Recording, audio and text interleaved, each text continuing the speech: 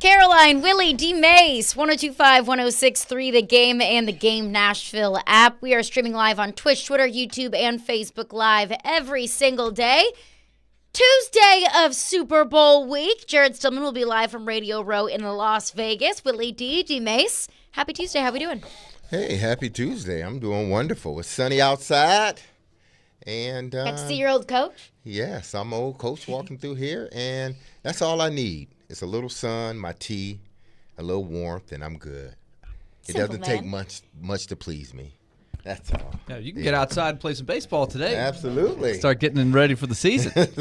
Start the season right now. I'll tell you what, the college baseball will be here before you know it. What, they start up next week, right? Is it next week? What's opening day, Caroline? February 11th, So I it believe, is it's opening Saturday. day for the reigning It's College World Series champions. Yeah, I think it's next Monday. So they're February 10th or February 11th. February 16th. February So it's 16th. next week, next Saturday, something like that. Yeah. 2 Saturdays from now, I believe. So there's some inter-squad scrimmages going on. Yeah. It's always helpful when it's 55 degrees and not 25 degrees, which happens sometimes. This is when you love to be in the South and not up north. I played in a baseball alumni game for Vanderbilt. I was the oldest guy. So in the game, David Price was pitching. I'm trying to think of some of the other guys. They had other major league players on the field and guys who had played before that were on my team as the alumni. And it was about 25 degrees. Ooh, I wouldn't have And I got hit by the pitch by David Price. Yeah. Luckily, I had about 4 sweatshirts on, so there was some padding. So my on-base percentage was really good. A little bit. But, it's hit or miss in February in Nashville. You can have a game snowed out or iced out, and you can also have a day like today where let's play 2. Hey, might as well. So you didn't get a hit off David Price. You got hit by David Price. Yeah. Yes, there we go. I like reminding him of that. Like, hey, I got on base against you. No, tell the whole story. It was not exactly a line drive to center field. All right, let's get into it because we've had a lot of podcasts going on with a whole lot of juicy tidbits in there. We heard Chad Brinker on the official Titans podcast earlier this week. We'll get into that.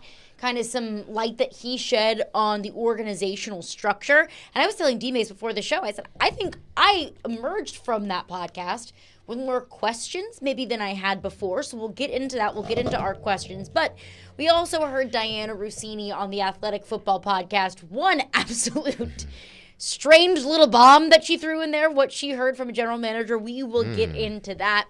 But I was listening to the podcast yesterday, and she was talking about how it's funny that there are so many teams that are trying to follow this Sean McVay, Kyle Shanahan model. That you see the success that Sean McVay and Kyle Shanahan have had in their respective places, and how a lot of teams want to recreate that. The young, play-calling, offensive-minded head coach. And she talks about how when Sean McVay initially got the job, she thought that the Rams were crazy. He was so young, and she said, from her perspective, she thought he was rather inexperienced. But there was one thing that stood out to her about Sean McVay that I think that you could also apply to Brian Callahan, which gives me some optimism about the Titans' new head coach. But this was Diana Rossini on Sean McVay. You talk about experience and seeing it and obviously being mentored by John Gruden and Mike Shanahan and being around it. And I always believe in, and not, I won't even tell you I believe, I know this for a fact because I still talk to all these guys, that the coaches that were in Washington during those hell years, obviously it was Kyle Shanahan, Matt LaFleur, Sean McVay, and there's 40,000, Raheem Morris, there's 40,000 other guys. Yeah. I think Kevin O'Connell was even there for him. Everyone was there. They saw a lot and they learned. They learned how to get through adversity and I'm sure also what not to do. And I truly believe that is what's made them really great leaders as well and problem solvers because they were faced with so much at such a young age. But they had tons of experience doing that. It wasn't like, as you said, Sean McVay calls plays for 1 year and gets a head coaching job. He was there for a while. It was at least 2, maybe 3 as the offensive coordinator. He was a tight ends coach first, and then he worked his way up. So again, that was Diana Rossini on the Athletic Football Podcast yesterday. She talks about that Washington coaching staff. And from like 2010 to 2014-ish, it was a who's who of the coaching staff. Sean McVay was on that staff. Kyle Shanahan, Mike McDaniel was on that staff. This was Mike Shanahan as the head coach, correct? No, it was Gruden. Gruden was the Jay head coach. Gruden, yeah. Gruden When the was head Mike coach. Shanahan the head coach when they had RG3? I'm trying to remember what year. Gruden had RG3. Jay Gruden had RG3 because I remember the whole, them seeming they had a riff because they wanted him to play. He didn't really want to play. Then he ended up getting hurt. Subsequently, ended up getting hurt. Man. And that just basically ruined his career. So it was Jay Gruden that was there during, when McVay and all those guys were young coaches. Wasn't Mike Shanahan the coach originally when RG3 was there? I want to say, because Mike Shanahan was the head coach. I'm just trying to get a context of what was going on with Washington, because we know Washington hasn't had a whole lot of success. So Mike went from There was an overlap. There was, yeah. So Yes. Mike Shanahan was some there in years. 2013 when RG3 got drafted in 2012. Okay, so and that was the rookie year. RG3 kind of set it on fire for a while, and then the second the year- whole injury thing happened. That was kind of sad. What happened there? Right. So those years in Washington, they were brutal, but they had so many now head coaches or coaches that are now household names on that coaching staff. And Diana Rossini's point is, look, you go through some what she calls hell years, you learn some things. You might learn what not to do. You might learn what got Washington in the first place. You might learn by osmosis of, this is how this coach is running things, and that's not what I want to do because of X, Y, and Z. Brian Callahan was in Cincinnati for a couple of hell years. Right. They were, 2-14 in his first year in 2019. They won 4 games in 2020 in Joe Burrow's first season. Joe Burrow's rookie season, he ends up tearing his ACL. It was rather bleak, and we know the bleak history of the Cincinnati Bengals, but in Brian Callahan's first 2 years, it was rough in Cincinnati. I do wonder if Diana's analysis of Sean McVay and Kyle Shanahan and what they may have learned through those hell years also could propel, or could help rather, Brian Callahan now that he's a head coach. What did he learn in those first couple of years in Cincinnati that he now says, okay, this is not what I'm not going to do? They lost the first 11 in Cincinnati. Woof. Yeah. 0-11 to start your career. Yikes. I mean, but that was an organization that was transitioning, like a major transition out of the whole Ocho and Husmanzada and who was the quarterback? Andy Dalton. That was the end of the Dalton regime. Well, that was the end of the Dalton regime. That was his last year, was the 0-11. Exactly. To start the year. 2-14 the for the receiver season. was the kid out of gosh. Well, they had Boyd was the leading receiver on that team. I'm just looking at the stats. Oh, who was the here. receiver? The big A.J. receiver? Green. A.J. Green, Yeah. yes. So I didn't mean Yeah, I guess he was started getting toward the end of his, because Exactly. remember, Dalton and A.J. Green for a while, they had some very good teams. Yeah. When they were at their height. and they were sort of coming to the end. Dalton was Couldn't win in the injured, playoffs, but couldn't they win were in the getting it. They playoffs. went to the playoffs 5 straight years Yeah. with Dalton and A.J. Green. And then they ended up subsequently firing their coach. So they was in this transition, and all of their good players had basically left, and they were building that team back up. So yeah, they were. Andy Dalton was quarterbacking those teams. Exactly. So, and Andy was basically, I mean, he was not the quarterback he was prior to that. But I mean, going through situations like that, it does sort of build, who you are as a person, how much you can, withstand, what to expect in those certain things. I equate it to, parents. You see your parents and how they parent, and then as you get older, you take some things that they did that you love, but then you stay away from some things that they did that you don't think, hey, I can't do, those are the things I can't and won't do with my child. And that's just how maybe Brian Callahan looks at it. I'm sure that's how McVay and all those looked at it. Okay, there were some things that we liked about sort of Shanahan and then Gruden, but then there were some things that we just wanted to stay away from as coaches. And you look at all of them, with the exception of Brian Callahan, because he's now getting an opportunity to be a head coach.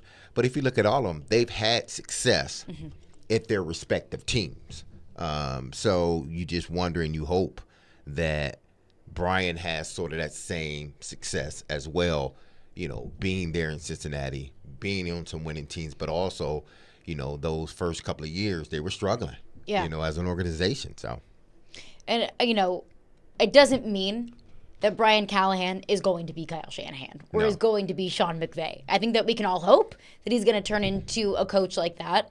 But I do think there's a lot of truth to when things are all easy and peachy and you're winning, maybe you don't learn the tough lessons. And when you are faced with adversity, you're faced with a losing streak or, whatever issues or problems that might arise in the locker room, if everything that you've ever had was just peachy cream, how do you know how to deal with that? Especially when you come into a team that's starting Not all something peachy. new. Yeah. Right. It had a lot of issues. You usually come in because something is broken.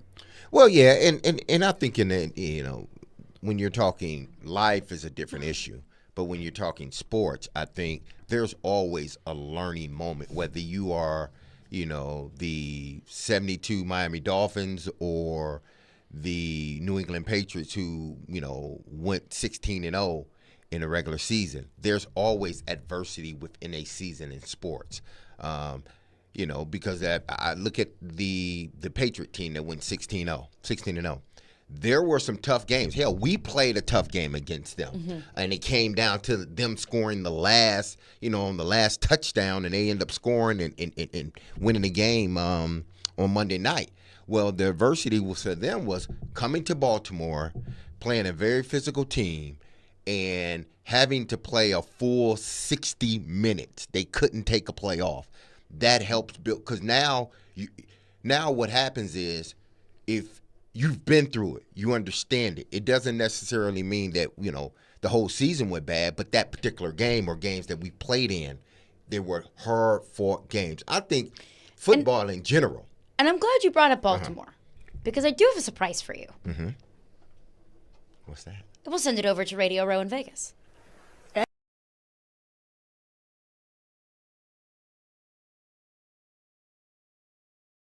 Thank you, guys.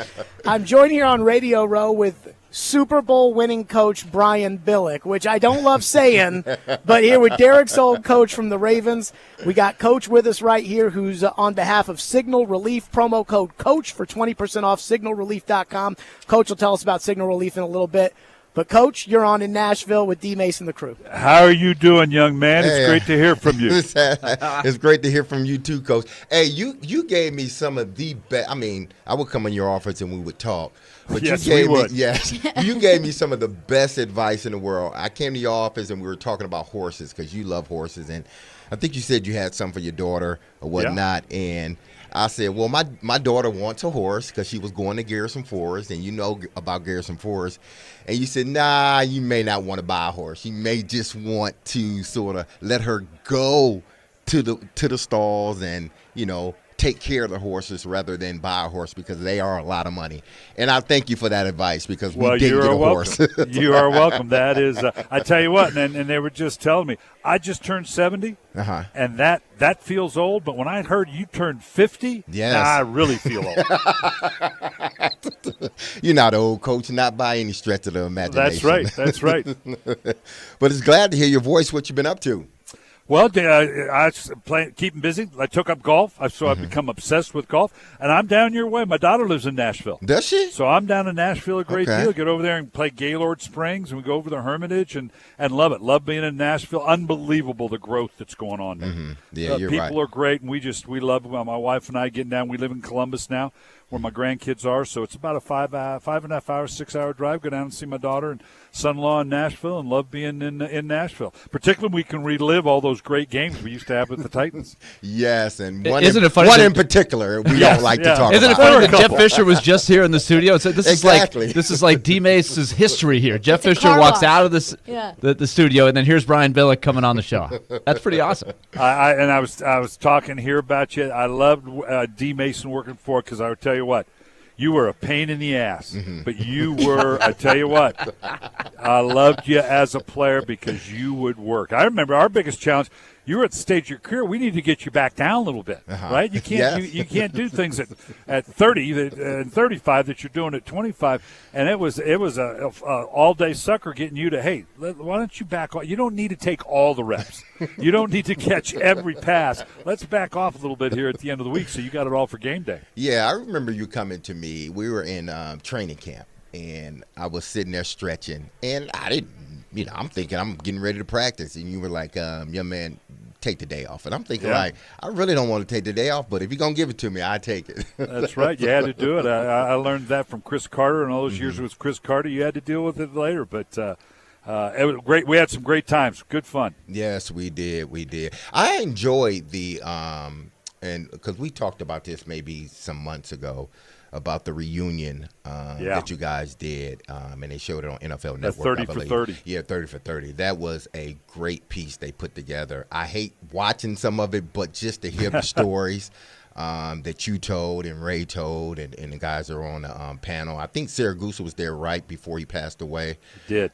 Yes, it was just great to hear, because that was, looking back, we had a special team here in Nashville that year, but I think that team that y'all had was truly a special team, because you had the historic defense, historic running back in Lewis, but the quarterback play was okay, and y'all were able to overcome that and to win a Super Bowl the way y'all did, and Trent Dilfer, just being the consummate leader of that offense. So I enjoyed watching that. It was great to, because you look back, that's 25 years ago, and to get together and relive, and they did a great job. They really did. And the clips and reminding us of, and you're right, that's the hallmark of that team. Every team that wins a championship, you're going to say that there was a special relationship. But this team, because of that dynamic, we were so dominant defensively. We could run the ball, didn't throw the ball down the field particularly well, but we embraced that personality. That was the success and the secret of Trent Dilfer. He was the perfect quarterback for that team because he put his ego on the back burner and said, okay, we can win a championship this way as long as I don't turn the ball over, make a couple big plays. We're going to run the ball, play great defense, and we're going to win a bunch of games 17-10, 14-10, 21-17. That's the personality of the team. It embraced it. It bought in, and it was a great group to be around. Brian Billick is with us, the great coach of the Baltimore Ravens, and D-Mase's former coach when he went to Baltimore. And, Coach, I want to ask you today, some of that formula you just said was so successful for you, and you had a series of quarterbacks just looking through the years, and you didn't have the superstar, but you guys won anyway. Is it harder to win like that now in today's NFL in your mind? I think you don't necessarily have to have a Hall of Famer, but you better have a guy. I mean, there are two types of teams in the NFL. One's with a quarterback and one's without. And if you don't have one, you better be in the process of finding it. Because at the end of the day, that is going to be the difference maker. You got to do a lot of other things. I get that. It doesn't mean you can't win with defense or run the ball. We're seeing Kansas City transform itself a little bit this year to where they're with Pacheco and they're running the ball more physical and they're adapting to that. But at the end of the day, if you're going to win it all, you better have that guy. And it doesn't have to be necessarily a Brady or a Manning. Doesn't have to be a future Hall of Famer, but it's got to be a guy that in the big moments can make those plays. And we're deeper in great quarterback play than we've ever been in all the time that I've been around the NFL. So it's exciting to watch these young guys come along and watch their ability to play. But it's a different time than it was when we won that first Super Bowl and back in the day when Tennessee and we had those great battles. Our Super Bowl and the next two with Tampa Bay and New England was at a time we were in that transition of we were coming out of the legacies of the Marinos and the Montanas and the Elways. We hadn't yet quite come into the Mannings and the Bradys and the Breezes and that. So those three championship teams were really based on defense, and you could win it with good, solid quarterback play, but it didn't have to be great. It was Brady early in his career. Brad Johnson, who I had in Minnesota, did a great job for Tampa Bay. Trent filled his role for us. You could win with that. A little tougher to do that now with the great quarterback play we have around the league. One of the things that I always think back to, I really don't know that there's been a better rivalry than Titans-Ravens in those years that you were there, and Jeff Fisher was there for the Titans. And it seemed like you guys pushed each other, you made each other better, both teams ended up having some success in the rivalry, which always makes a great thing of it. For example, one time we tried a few years ago to get D-Mase to go watch the playoff game back for therapeutic purposes. When you guys came into Nashville and won in 2000 on your way to the Super Bowl, and D-Mase couldn't get through it. He said, "Why did you make me do that?" He started throwing things in his house. But that was kind of the essence of the rivalry, right? It was just it was that kind of level. It was, and it was a great rivalry in the sense that, we also had the one with Pittsburgh. I still think Baltimore-Pittsburgh is one of the great. But that was a deep, in-your-bones hate for one another, okay? Not that that's a good thing. Tennessee, it was competitive, and it was tough. But there still was a respect there. And you respected the nature of the two teams. Some great individuals, obviously, God rest his soul, Steve McNair, Eddie George, Derek, and the guys that we had, and the competitive nature of it. You knew it was going to be hard fought. You knew it was going to be close. Just some great battles in that game in Nashville. I remember how you all started that game. Remember when you had the montage on the scoreboard where you brought up all that stupid crap we used to say? And I was up there, and I told, when they ran that one, I told my team guys, it's on. You got to cover me here because they've decided this thing is on. And but it was great. It was just a great, passionate time. Coach Brian Billick is with us. D-Mase's former head coach in Baltimore. You bring up how much success Baltimore has had, and even when there's a change up at coordinator, even if you don't have that go-to elite quarterback, Baltimore always seems to find themselves at the top of the league and competing for a Super Bowl or getting far into the playoffs. From your experience in Baltimore, what is it about maybe ownership or the formula in Baltimore where they always find themselves in the conversation? Well, I think it's just that. I think it starts at the top. When you talk about ownership, you talk about Ozzie Newsome, now Eric DaCosta.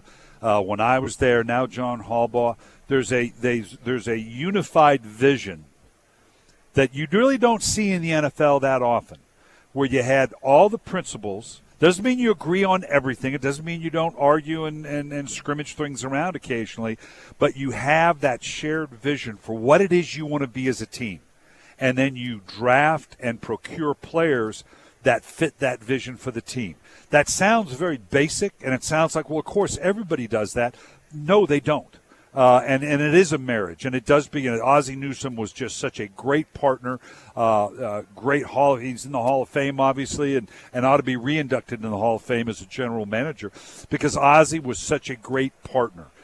He had a great understanding of the game. He had a great, deep respect for the trials and tribulations and what you go through as a coach. He was just a great partner.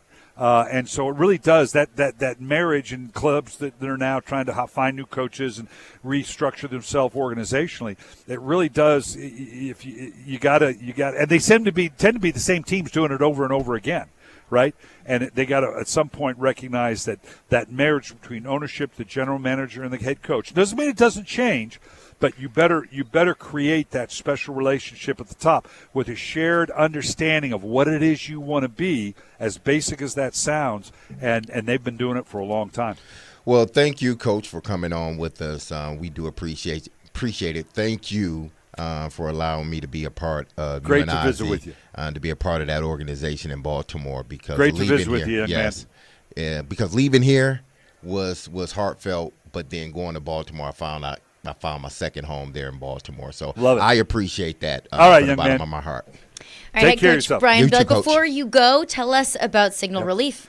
Yeah, this you need to know about this, Derek. You just turned 50 now. This is because I know you got the aches and pains I do, even more so because this is the real deal. This is a patch, and it's not a TENS unit. There's nothing electrically. It's a standalone patch. And what I love about it, you put it where you need it.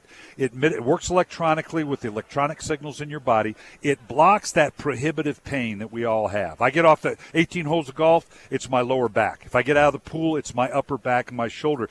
It blocks that electrical signal of pain that allows you to do the other thing. As you know, D, the key is getting back on the field, right? Working through it, working the muscles, working the joints.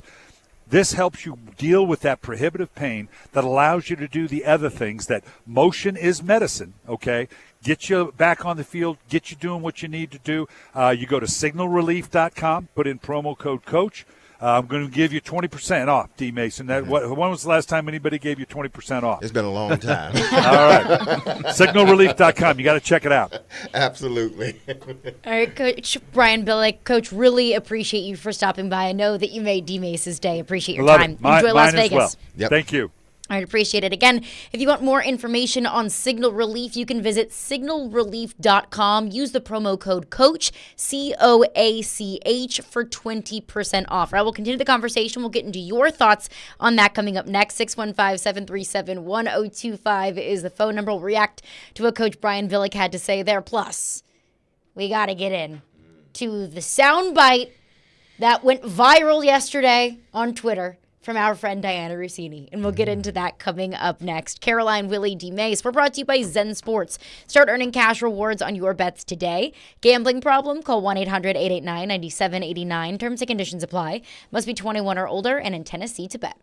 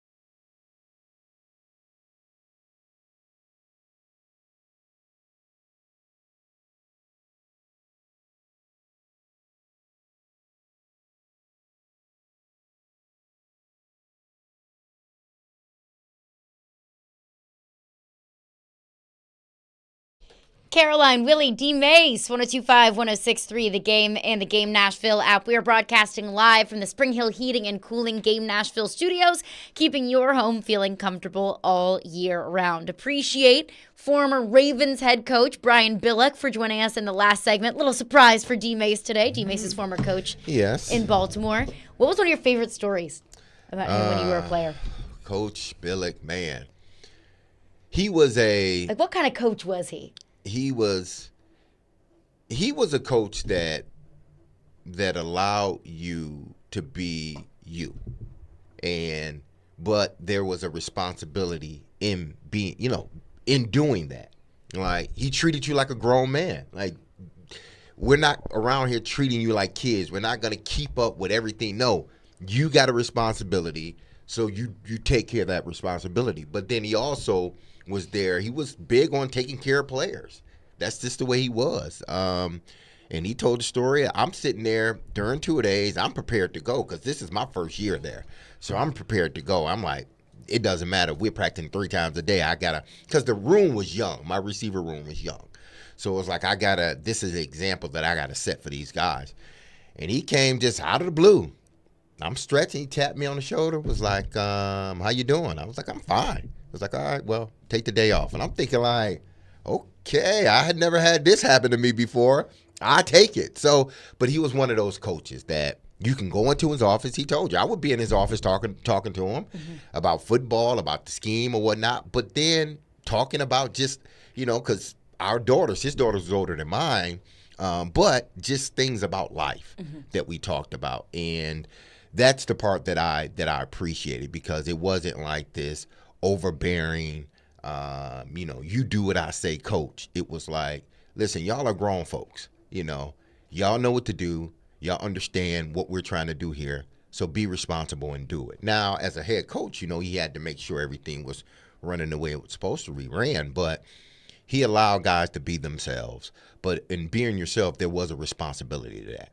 So interesting. I enjoyed that part. I just every time I hear his voice, I am put back into the year 2000, 2001. It was just unbelievable for people that are new to town.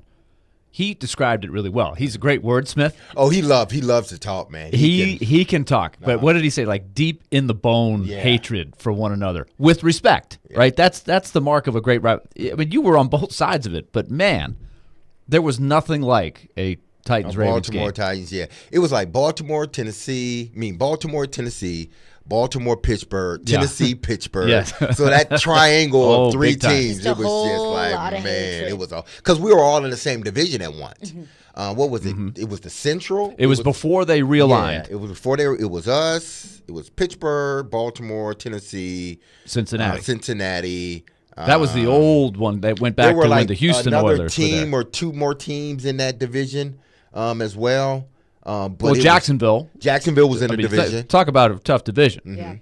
So, but before they broke that division up, I mean, those games were hard-fought games. I remember my first game playing in the old Memorial Stadium. Man, you talking about a hard-fought game? Goodness. Am I wrong in feeling like the NFL doesn't have those bitter, hated rivalries maybe as much as they used to? They don't, because these guys work out with one another. My thing was, I never wanted to work out with somebody that I had to play against. Why do I want to work out with you? I don't. That's not. Why I'm do not I your friend. want my iron to sharpen your iron? Why don't I want to be your friend? And I'm serious. I didn't want to be your friend. I didn't want to work out with you. I can work out with my guys on my team. I didn't have to go other places to be with this guy, to throw with this guy. No, I'm not playing with you. I hate you. I don't like you. We got to play you. I don't want that sense of when we get on the field as that friendly, no, I don't like you. After the game, we could talk. But now, I do not like you. So I think that's why it's just like basketball. That's why these guys, that's why the old school guys sometimes don't like this old chummy chum stuff and working out with one another, because it's like, dude, that's not the way it goes. I think about, the late Kobe Bryant. He hated people.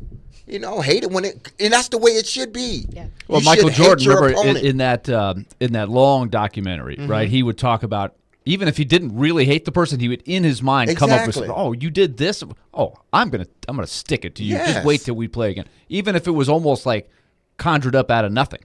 But you just have to build. I don't that's think what it you was. have that anymore because, and there's nothing wrong with it, because these guys are hanging out with one another. They're doing podcasts with one another, so you really can't be mean to a person because you didn't want them to come on your podcast. Damn a podcast. I don't like you. I don't like you. That's the way I was raised. If I don't like you, I ain't got to deal with you. I'm not trying to be a friend with you because of what I can get from you. How hard was it for you to go from one to the other, though? Because that deep-seated hatred. But all of a sudden, that was what was so shocking about that is not only that they had to do it, right, that they cut Derek Mason, Samari Rolle, eventually Steve McNair was Kevin Carter. But then all of a sudden, you're looking at Steve McNair, Derek Mason, and Samari Rolle on the Ravens. So, like, of all the teams, it's the Ravens. So when you guys switched, that was what was that like when you walk in there and Brian Billick is your coach? He was public enemy number one. It was, you quickly went from public enemy number one to the number one fan favorite. To Bestie Pop number one. And I'm sure it was like that for their fans, too. Like, absolutely. Steve McNair's our quarterback? Derek Mason is our quarterback? What? Because what Brian Billick said, Coach Billick said was true.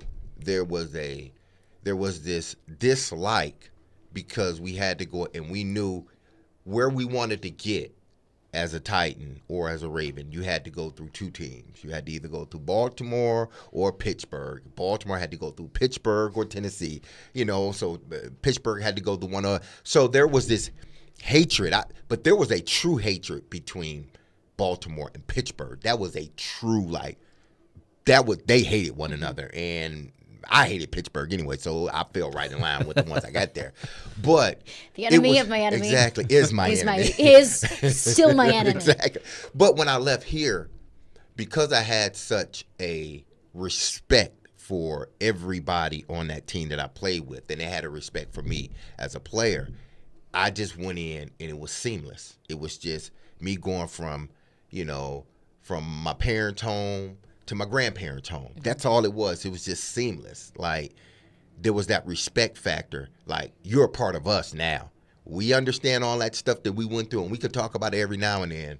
But you're us now. You're a part of the black and purple now, and we got to go against the black and gold or the two-tone blue. And that's the way I felt. And I had to sort of recalculate my thought pattern and thought process when it came to Tennessee, because I had people that I knew on that side and that I had a relationship with, but I didn't like. Once I stepped over the other line, I looked back, I didn't like nobody. No, and I found the reason why y'all let me go. Y'all felt somebody was better than me, so I hate all of y'all. And every time that I come back here, I'm gonna tell you that I hate you. But then once I retired, I'm good. I'm good. But that was like Willie said. You almost have to, in situations like that. Like flip a switch. Yeah, you almost got to flip a switch and conjure up something to make you hate them. Like going against Steve. I didn't hate Steve, but I hated Steve because he played for Tennessee at the time. I didn't hate Keith Bullock, but I hated Keith Bullock because he was in the two-tone blue now. And I'm like, yeah, y'all didn't let me go, but they did, upper management. And I'm going to hate y'all because they let me go. So it is what it is. It's what I mean, like Tom Brady, Michael Jordan have talked about so many times, is when you are at a certain point where, you feel so beloved, you almost have to manufacture disdain. You have to manufacture maybe like bulletin board material. And that's exactly what makes the great one so great. And I think that's what helped you be able to make that transition, which might initially feel kind of awkward. Yeah. Going from one rival to another, it's manufacturing that anger. Oh, I hate it. Whatever can get you riled up. Oh, you have to in this game. It's not a game where, we're sitting and we're laughing. No, it's a battle, a 60-minute battle. And you got to find something to sort of elevate that sort of competitiveness, that hate toward the team that you're playing, especially when that team that you're playing is your brother. It's like, I love you, but I hate you right now because you beat me up when I was 10 years old and mom and dad was nowhere around. So I hate you for that. So now I'm coming at you because I'm a little bit older and I can take you now. That's how it was. See a whole lot of hatred in the text line. for some of the Ravens talk? Maybe Brian Billick wasn't welcomed with open arms. Oh, he was On definitely these not airwaves welcomed. from all of our listeners. But one texter checks in, says, Coach just gave the same non-answer about the Ravens setup that everyone in this station kills the Titans for giving. Why is it accepted when he says it, but the Titans are incompetent and elusive and non-transparent when they do? I never said the Titans were elusive and non-transparent, and listen, when coaches, when they talk, all coaches and GMs for that matter, they're not going to give you everything because you're not going to understand. And it's not because, listen, you may know football.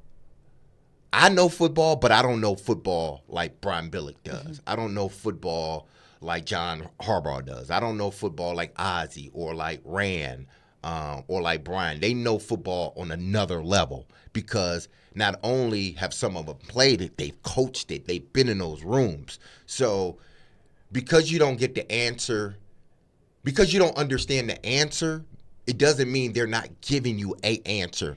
You just may not be able to understand it quite the way that he could have said that to another GM, and another GM would have known exactly what he was talking about. I also think that if your expectations for Brian Billick, a former NFL head coach who has never been in here and has been out of the league for what? Close to 10 years? I've been retired. Over 10 years? I think more than that, yeah. More than that, yeah. If your expectations for him are the same as the general manager and the owner of the Tennessee Titans, who your dollars run their football team and line their pockets, I think that your priorities are way out of whack. It would be a little bit different, yeah. The messaging from the owner and the general manager is different than a former head coach that's never even coached here before. But we'll get back into your phones on this coming up next. Plus, we have to get to what Diana Rossini said because I thought it was ridiculous. Well, what a GM told her. We'll get into that coming up next. Caroline, Willy, D-Mase, 102.5, 106.3 The Game.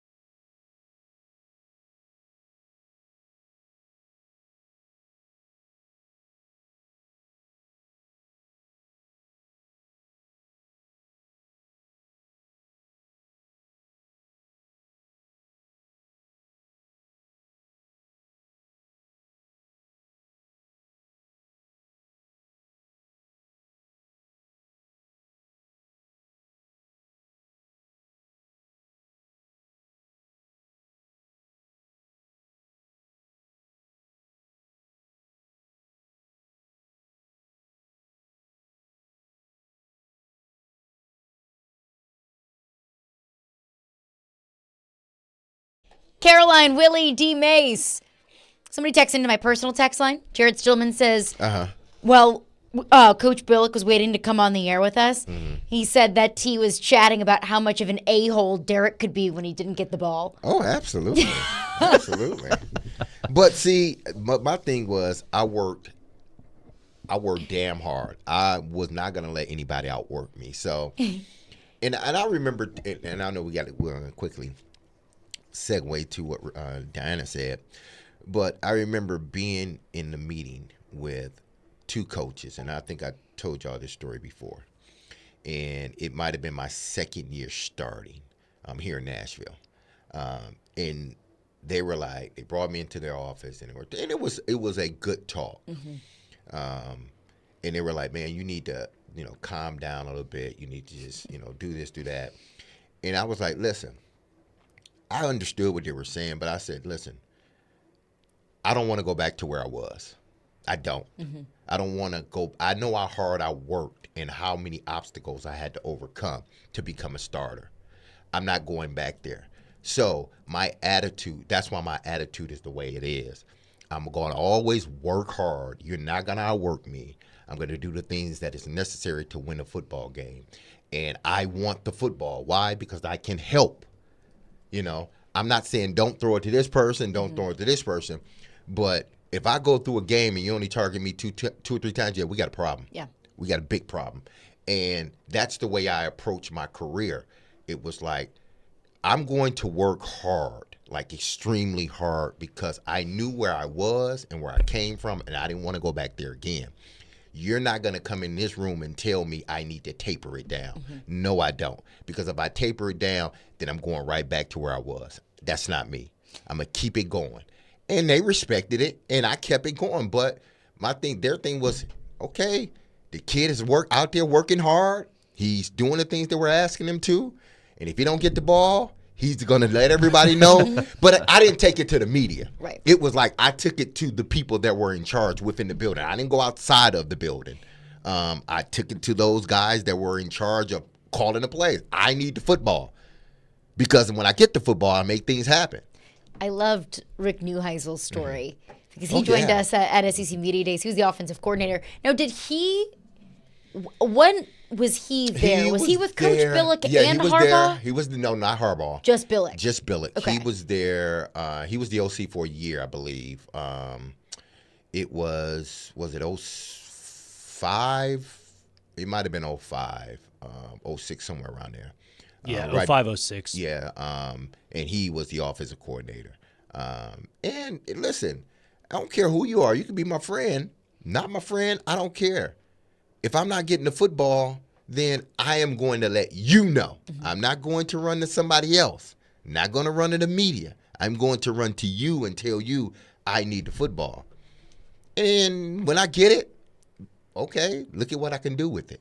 When I don't get it, but it wasn't like I held a grudge, like, I'm not doing it. I just went out there and played and enjoyed it. But when I didn't get the football, like, Coach said, Coach Neuheiser said, it was like, okay, Mason, here, take the headsets, take it. I'm like, no, I don't want to go that far, Coach. I just want the football. I don't want the headsets. I don't want to be calling plays because that's a job that it's too stressful. And then if I had that job, I got to deal with people like me. And I don't want to deal with people like You're going to have the other people knocking on your door. Talk about give me the ball. So I don't want to deal with that. No, y'all are fine. It is a level of self-awareness exactly. I think we all would strive to achieve. I do want to get into what we heard from Chad Brinker on the official Titans podcast. But first, Diana Rossini had a doozy of what a general manager told her about why Mike Vrabel might not have a job. This was on the Athletic Football Show. What is your sense of why Vrabel doesn't have a head coaching job right now?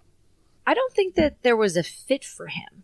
I don't think he sat in front of any owner who thought that his style was going to work for what they were looking for. Do you know I had a GM at the Senior Bowl who mentioned to me Vrabel's physical build, that he's a very large human being and can be very intimidating to people in an organization that are going to be part of these decisions. And that is a factor, which I laughed. I said, stop. That's not something that's real. Who cares what someone physically looks like? And he said, I'm just telling you, I've been in rooms and somebody's physical presence can make a difference. So one thing that I would like to clarify, that is not Diana Rossini's evaluation. That is what a GM told her. So let's get that straight. That's not Diana Rossini. But what? And there's only 32 GMs, right? Right. Yeah. So if she's saying it's a GM, I really want to know what GM that would be. Which GM is it? Which GM is so intimidated by a large man that he just simply could not be my coach because he's too big? Like, this is football. Aren't people big in the sport? But not in the front office. So. Yeah, like, not in the front office. Not. I mean, coach. there are massive coaches. Dan Campbell's big. Yeah, Andy Reid's big. Yeah, Dan Campbell's big. Andy Reid's big. Brian Billick was big. But intimidating. Guy. Intimidating is the word. It's not big. It's yeah. And I'll give you an example. Stature. I'll tell you what people used to say to me about Bobby Knight. Mm-hmm. Bobby Knight was not like 6'9" or anything like, but he had that intimidating. He was a pretty big guy. He was a basketball player, right? He was, I don't know how tall Bobby Knight was, 6'3", 6'5", something like that. Mm-hmm. But he had definitely that. I know what they're talking about when they say that. There's an intimidation, and it kind of strikes fear in everybody, and that can be a good way to snap everybody into attention, right? I'm sure he used that to his advantage. But it can be a little scary, like challenging. You know how Bobby Knight intimidated his way into and bullied his way into all kinds of things. At Indiana, it became a very toxic thing after a while. Had a lot of success, but there was a lot that people had to sort of just let slide because he used that intimidation card. I don't know that Vrabel ever did it to anything close to Bobby Knight, but he had the ability to do that, right? Or has the ability to do that. But I think that's more about his personality. Tried to do it with the media, his stature. Right? Tried to intimidate the media. What are you at times doing with your his hands, stature. Joe? And when you're physically intimidating like that, you can do that, right? Yeah. I just think it's more about. Doesn't mean you have to take it as a person, but you have to deal with that. I think he was intimidating. Yeah, I think a lot of it, some of it probably has to do with, even though we look at these owners, and maybe it's not really the GMs, but we look at these owners and they're sitting in a room with these coaches because they have to be in a room because you're interviewing them. They don't come like for us, Willie, you and I, playing sports in college or in the pros. That's who we're around. We're around bigger people like that. Yeah, people like that. So when we run into people, it's nothing because we've experienced that. I'm not sure owners experience that like on a daily basis. One, because they're not around the players all the time. And then two, their world isn't 6'5", 240, 250 guys that can lift 300, 400 pounds. That's not their world. Their world is something totally contrast to that. But then when they come to the football field, it's like, oh my goodness, all these huge individuals. And then you not just players, but then you look at your coach, and he's 6'5", 250, and big too. So it can be a little bit intimidating when you're not around it. But I think it's the person. Like we've been around 7-footers that are teddy bears off of the court, right? Or big, huge offensive linemen that are the nicest people. Exactly. You would like, this guy mixes it up with. But there are people that I know, and I've never been around Vrabel every day to know how he is, right? I just observing from afar, press conferences and clips that we see in front of his team. There are people that in everyday life, ex-players, even in their bit, they use that intimidating trait that they have in daily life to try to. It's ever present, right? Don't mess with me. There's. It's hard to explain, but you know it when you see it, right? There's I don't know if it's part ego, stuff like that, but it's like, oh man, being around this guy, watch out, he might snap at any time, or this guy, he's a big guy, I don't want to get in a fight with this guy if I don't disagree with him. I think that the point is really more so about his personality. Yeah. Because I've met short people, tiny people, that I'm like, I don't like that person. That person is mean. I don't think it's about physical stature. I think it has more to do with the agreeable, more friendly head coach is probably where GMs are more geared toward going. And the Bill Belichick, intimidating, rough around the edges, chip on the shoulder kind of head coach is maybe we're going away from that. I think it's more so that Mike Vrabel speaks very, has a low voice. He's an intimidating presence, and honestly can be kind of an ass sometimes. And that's not what GMs and owners want as their head coaches, because he could be teeny tiny and still, say think like a man. We might still be just as intimidated by him as we are when he's, 6'5", 250 pounds. All right, we've got a lot of thoughts on that, so we'll get into that. But coming up next, I did bring up how Chad Brinker, his official title is President of Operations for the Tennessee Titans. He was on the Official Titans podcast, provided some clarity, or at least broke down his perspective of the direction that the Titans are going, some changes with this new regime. We'll get into those changes coming up next. Caroline, Willy, D-Mase, 102.5, 106.3 The Game.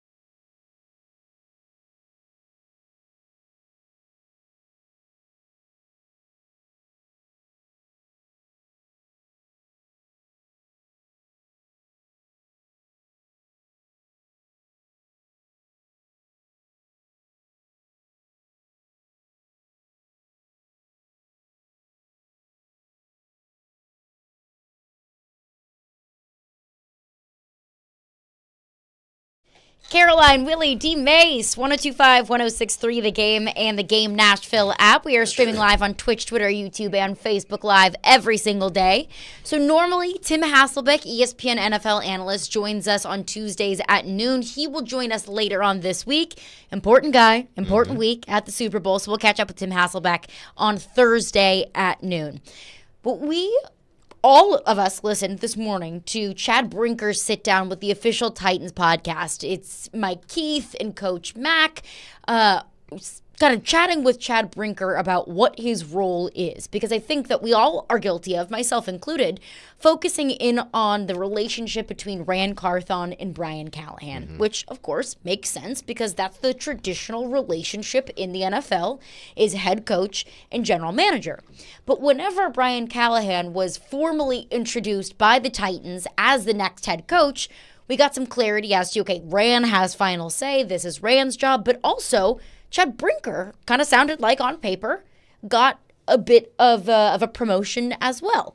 So I was curious, how does Chad Brinker's job and duties and role play into this trio, or even, the four people of Amy and Brian Callahan and Ran Carthon? What is his role? What is his job description?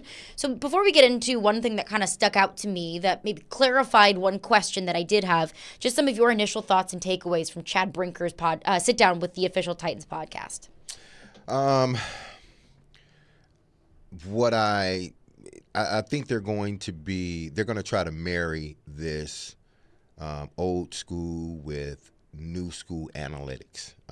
I think that's going to be their mission. There's a point in the interview when Brinker brings up, silos and barriers. He wants this thing to be as transparent as possible. He wants there to be a clear line of communication with everyone from the top on down. No silos, no barriers that we got to cross or whatnot. We got to feel that if we're going to do this together, everybody has to be on the same page and everybody has to understand truly what's going on. The coach is going to coach. The GM is going to do his GM duties, and then Brinker is going to do what he does. I always said that, and I think the interview sort of reiterated what I was thinking, that Amy wanted her organization back. She wanted a structure back that she did not have. She wanted for there to be defined roles, but in those defined roles, there was transparency and there was a way to get to everybody. Like everybody can talk to one another, even though we all have a defined role. It's not, I got a defined role, I can't talk to you because I'm doing what I need to do and you just do what you need to do. No. We all have a role here, but we're all going to communicate in this role. That's what I sort of kind of got out of it. And then the analytics thing, I mean, how much are they going to use of it? That's what I'm still trying to figure out. Yeah. That and how they'll implement it. Yeah. Like, for example, Chad Brinker says in there, when I got here, he said there was very little in place when it came to analytics. Now, as we've talked about, analytics means a lot of different things, right? It's a very deep thing. It doesn't just mean, do you go for it on fourth down? Yeah. Which is what I think some people think analytics is. Or if they've seen the book, or read the book or seen the movie Moneyball, they're like, oh, you just look at on-base percentage. Or something like that. It's very complex. And he said what it means to me is, how do you find the inefficiencies in the market where you can exploit, you can gain an advantage by understanding where the market is looking the other way or missing out on. Like, what's that next advantage you can gain? Yeah. And and how do you use your finances accordingly, your resources? And Brinker's got a really interesting skill set. He said, look, we had no analytics department. He said it's going to take 3 years to put it all together the way he wants to do it. My eyes opened wide when I heard that, because I knew that they weren't doing much analytics. I didn't realize how much more he felt how much more Brinker feels they can do. He's mentioned a woman that he's got alongside that does a lot of the math. From the Rams, yeah. From the Rams. And he said there's going to be more people. There's the sports science part of it. There's how the trainers work with the coaches. He went to this very complex place. But what I'm confident in hearing this, because I had never really heard Brinker talk. I've heard about Brinker. I've heard Rand talk about Brinker. I've heard Vrabel reference Chad a few times, but you didn't know what he was doing back there. But Brinker has a unique skill set in that he is a football player. He was a great high school football player. He was a great college football player at Ohio. He was a fringe NFL player that never really made it. He was NFL Europe. He got injured. He was on practice squads. But he played a high enough level of football. He understands football and what it's like to be a player.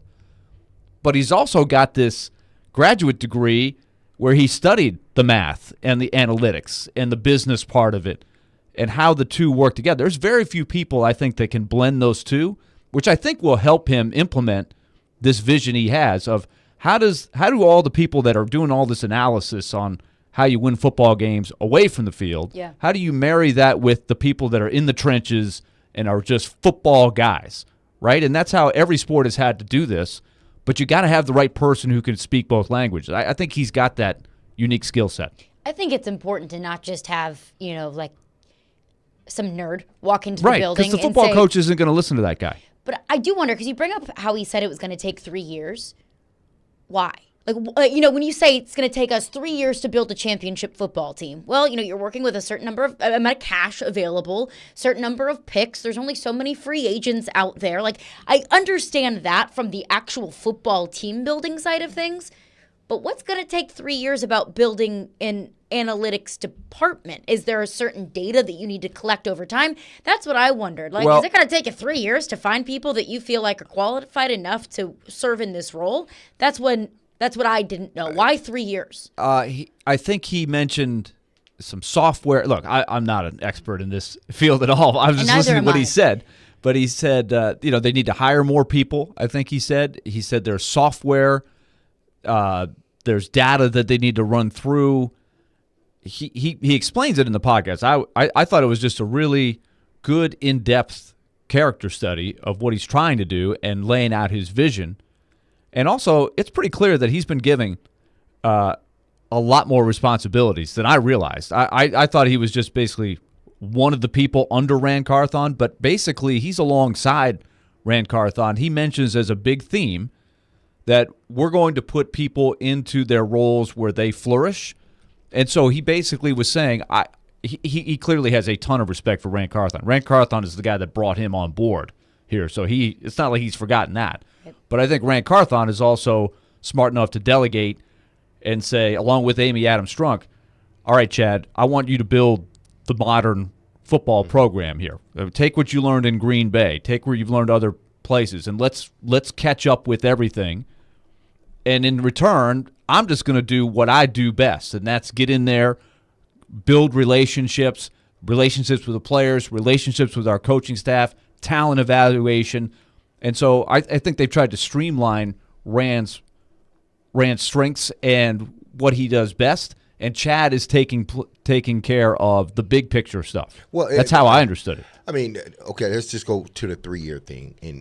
And this has been sort of the theme because we look across the street and we see, Barry said he can say we are in rebuild phase, sort of. Be patient with this. It's going to take us some years. We got some young guys that are in Milwaukee that are promising, but they're not ready yet. We got some older guys on our team that eventually they're going to be aging out a little bit. So when those young guys start to really grow, when this team's really going to kick it in. It's going to free agency, all this other stuff. So it's going to take us a minute to build the team the way that we want it, so you can see the consistency on the ice. And when building a team, I totally get that. Exactly. But here's the thing. Football, you can't say that. You can't come out and say we are in rebuild mode. Why? Because ain't nobody going to show up at the stadium. Nobody. It's hard. Yeah, it's hard. You can't say it. So what Brinker says is it's going to take at least 3 years.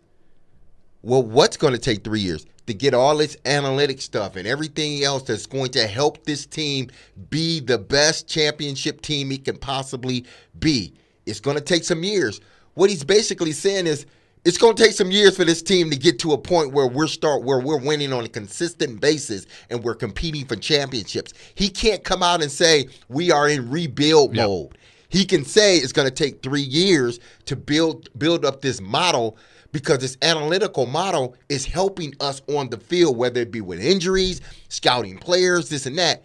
That gives, if you're listening to it, it says, okay, is this thing going to take 3? Is that what he's saying? It's going to take 3 years to really get this team where it's consistently winning on the field? Because remember, it took John and Mike about 3 years to build that team that was in the AFC that was the number 1 seed. They lucked up into the AFC Championship that year. I'm not going to say they lucked up into it. I think everything bounced their way. That 1 year they went to the AFC Championship. I do think there's a whole lot of luck involved. Yeah, but essentially it was like 3 years for them to get to that point. They never said anything about a rebuild. And he didn't say it's going to take us 3 years to win. He was talking specifically about what he wants to implement. But I think that helps them on the field. True. That will help them on the field. Another thing he said that caught my attention along those lines was he said, eventually we don't want to be in the business of going for the big dollar first wave free agents. You don't want to rely on those guys. But I think he was also kind of saying, right now, they kind of need to patch some holes. They might have to do that. But he was saying you want to get to a point where you are dominating the draft, you're dominating those guys who fall through the cracks, who build, get you that depth to where you're not sitting there having to overpay. But what teams did he mention? What teams did he mention? He mentioned the Packers. He mentioned the Ravens. He mentioned Steelers. The 49ers. 49ers. The teams that have been really good at that stuff. Like consistently good for you. They may have a down year here and there, but consistently they are the model franchise around the NFL. I think, to your thought, D-Mase, I really hope that's not what he means, to have patience with us on the field as you also have patience with us building up analytics. Because if this team is only as good as its analytics department, I don't think you're going to win very much. Well, it was not. That was not the stretch. But he mentioned it's about. I was just referencing D-Mase's thought on that. Because it seems like they want to have both. They want to have the analytics and they want to have the scouting because scouting is important. And that's where Anthony Robinson is sort of the head of that Because he part. even said, like, listen, those regional scouts are GMs for us. They are looking at players that we may not have time to look at. So they are essentially GMs. They scout these players, they give a grade, they bring them back to us, and then we together sort of go through names and where we're going to pick and does this player fit for our team. So with that, that's a part of okay, the old school scouting. But then you have the new school sort of analytics. That helps the team. How it helps them, only they know. And other teams, it may have helped San Francisco. It's helped Green Bay. It's helped Baltimore. It's helped Pittsburgh. It's going to take time to build that analytics the way they want it. I think in the process, it may take them time because this team has a lot of holes to fill. They have a lot. Now, they can, even Houston, even though we look at this season and say, man, they got a new coach, new this, new that, and look at what they were able to do. But no, they were in purgatory. They were in the dumps for 3 or 4 years until they finally got that coach and that offensive coordinator and that quarterback that helped them build that team back up. Now, they're still in building phase, meaning Houston. They haven't reached the point that they want to get because it was evident that when they faced Baltimore, that Houston team really wasn't on the same plane as Baltimore. They really wasn't. It's going to take them another year to sort of build it up even more to ultimately they get to where they're competing. You look at Kansas City, you look at San Francisco. It took San Francisco, about 3 years to build that thing up. And now what are they doing? They're competing every year. I look at the Tennessee Titans the same way. Once they build up this analytics program or whatever they want to call it and mirror it with the scouting, it may take a couple of years for all of that to come together. So now it's running like a well-oiled machine. Now everybody knows what it's doing. And everybody can piggyback off of it. And everybody knows that, okay, this is why, this analytics says this about that person, and it reigns true about that person, or it's damn near close to it. That's going to take a minute. Not to say that the Titans can't see instant progress on the field, but I think when you're trying to marry the analytics with the scouting and the players that you put on the field, it may take 2 to 3 years for all that to happen. He says a number of times, the people make the decisions. We're just trying to get the right information in the right language, in clear language, right? He says deep thinking, but clear language is something to that effect that he's saying. So that's a culture they're trying to build. And what was also evident to me, and this wasn't discussed because this is not a podcast where you get into like hard-hitting questions, right? This is very informative, though, is it's sort of implied. He used the word silos. That was the number one thing that D-Mase picked up this morning when we were all kind of kicking around our ideas on this. What are silos? I mean, he said they weren't. I don't think the Vrabel group that they walked into was on board with this bigger, more modern system for whatever reason. And I think that's one of the reasons why Amy ultimately decided to move on from Mike. She said, I want to be a more forward-thinking football team where, the Patriot way that this team was maybe operating under could be an antiquated approach to scouting and to coaching and developing players. But what I want to get into coming up next, one of my biggest questions was, all right, okay, so you're going to marry scouting and analytics. But there is going to come a day, a time, an instance, whether it's free agency or the draft, where scouts say one thing and analytics might say something else. So what do you defer to? Does the analytics have quote-unquote final say? Do you defer to what your scouts say over what the analytics say? And that's what I want to get into coming up next. Maybe what Chad Brinker had to say about that. And we'll get into your thoughts as well. 615-737-1025 is our phone number. Caroline, Willy, D-Mase, we are brought to you by Zen Sports. Start earning cash rewards on your bets today. Gambling problem? Call 1-800-889-9789. Terms and conditions apply. Must be 21 or older and in Tennessee to bet.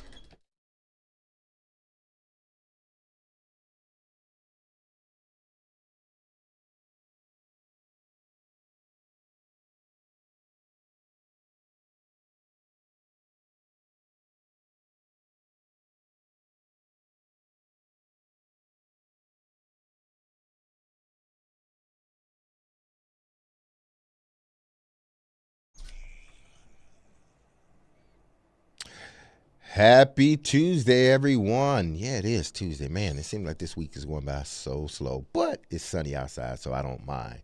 Hey, we got at least, 5-6 more days until the big game, which is this Sunday, the Super Bowl, San Fran versus the Chiefs. And if you're making bets, which I know you will be, you need to do it with our partners in sports, as I know you have been.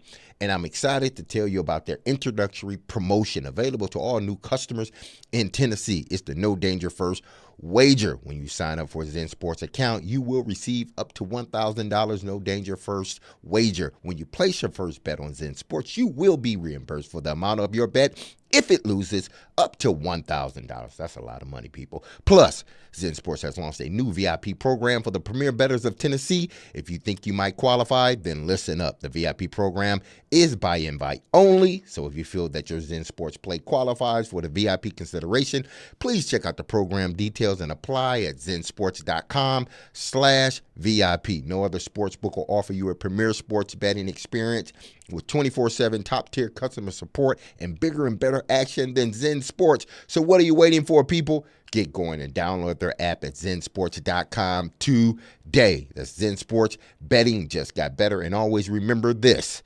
If you have any gambling problems, call 1-800-889-9789. Terms and conditions apply. Must be 21 years or older to bet here in Tennessee.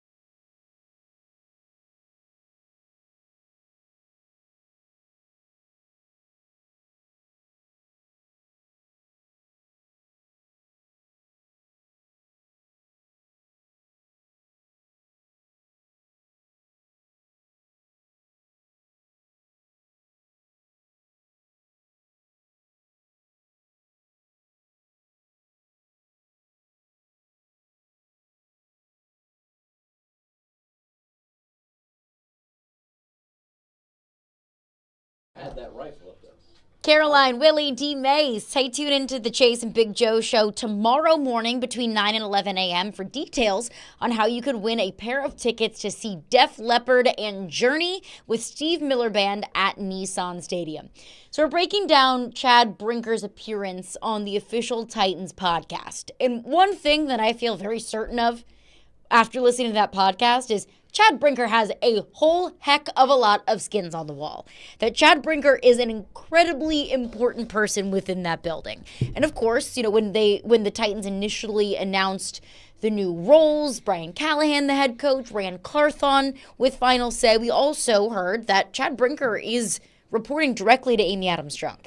You do not report directly to the owner of the team unless you are an incredibly important person.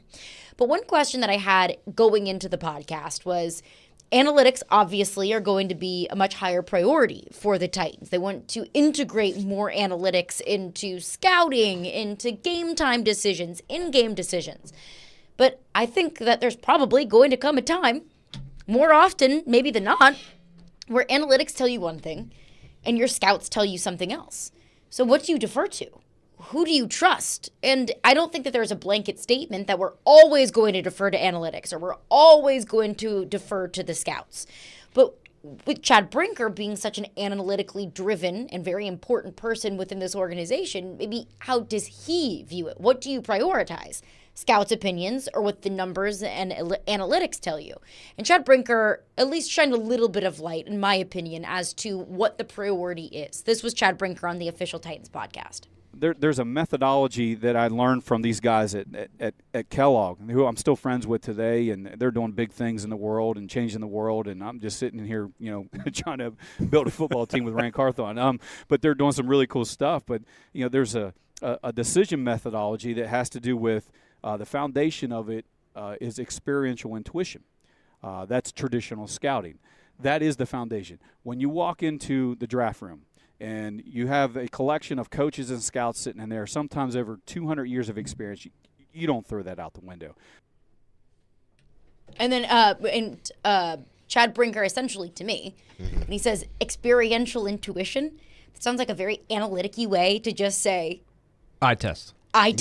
Scouts' Old opinion. School. Oh, yeah. Old school, just what the scouts say. That's the beauty of Brinker to me, is that he does have the old school skill set. He was a scout for the I think it was the Packers, right? But for the Packers. Yeah, so he's done that. So he's been the eye test guy.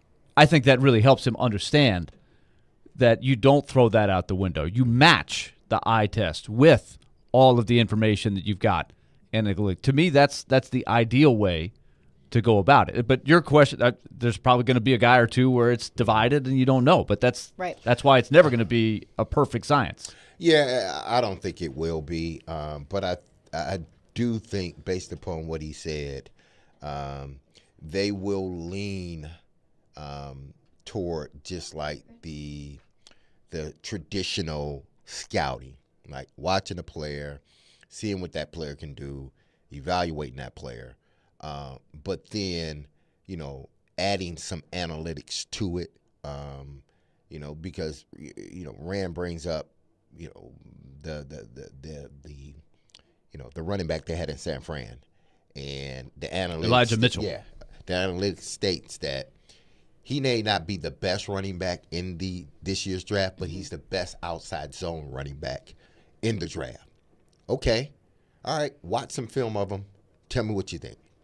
Watch some film of him. Now, this is just hardcore, just basic scouting. I'm watching film of him. You know, already told me what the analytics says. Okay, that's cool.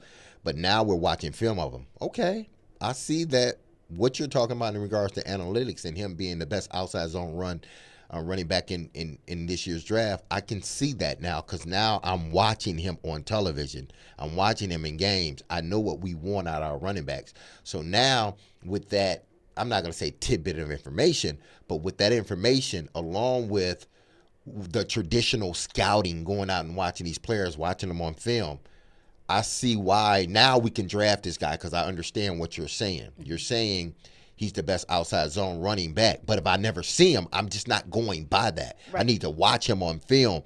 You know, what makes him the best outside zone running back? Is it his speed, his ability to see the hole, his ability to see the defense, the linebackers, how they're flowing, his cutback ability. What is it? Because the analytics are telling me, yes, he is the best outside zone, but I need to go scout it. I need to see it on television. I need to see it on film.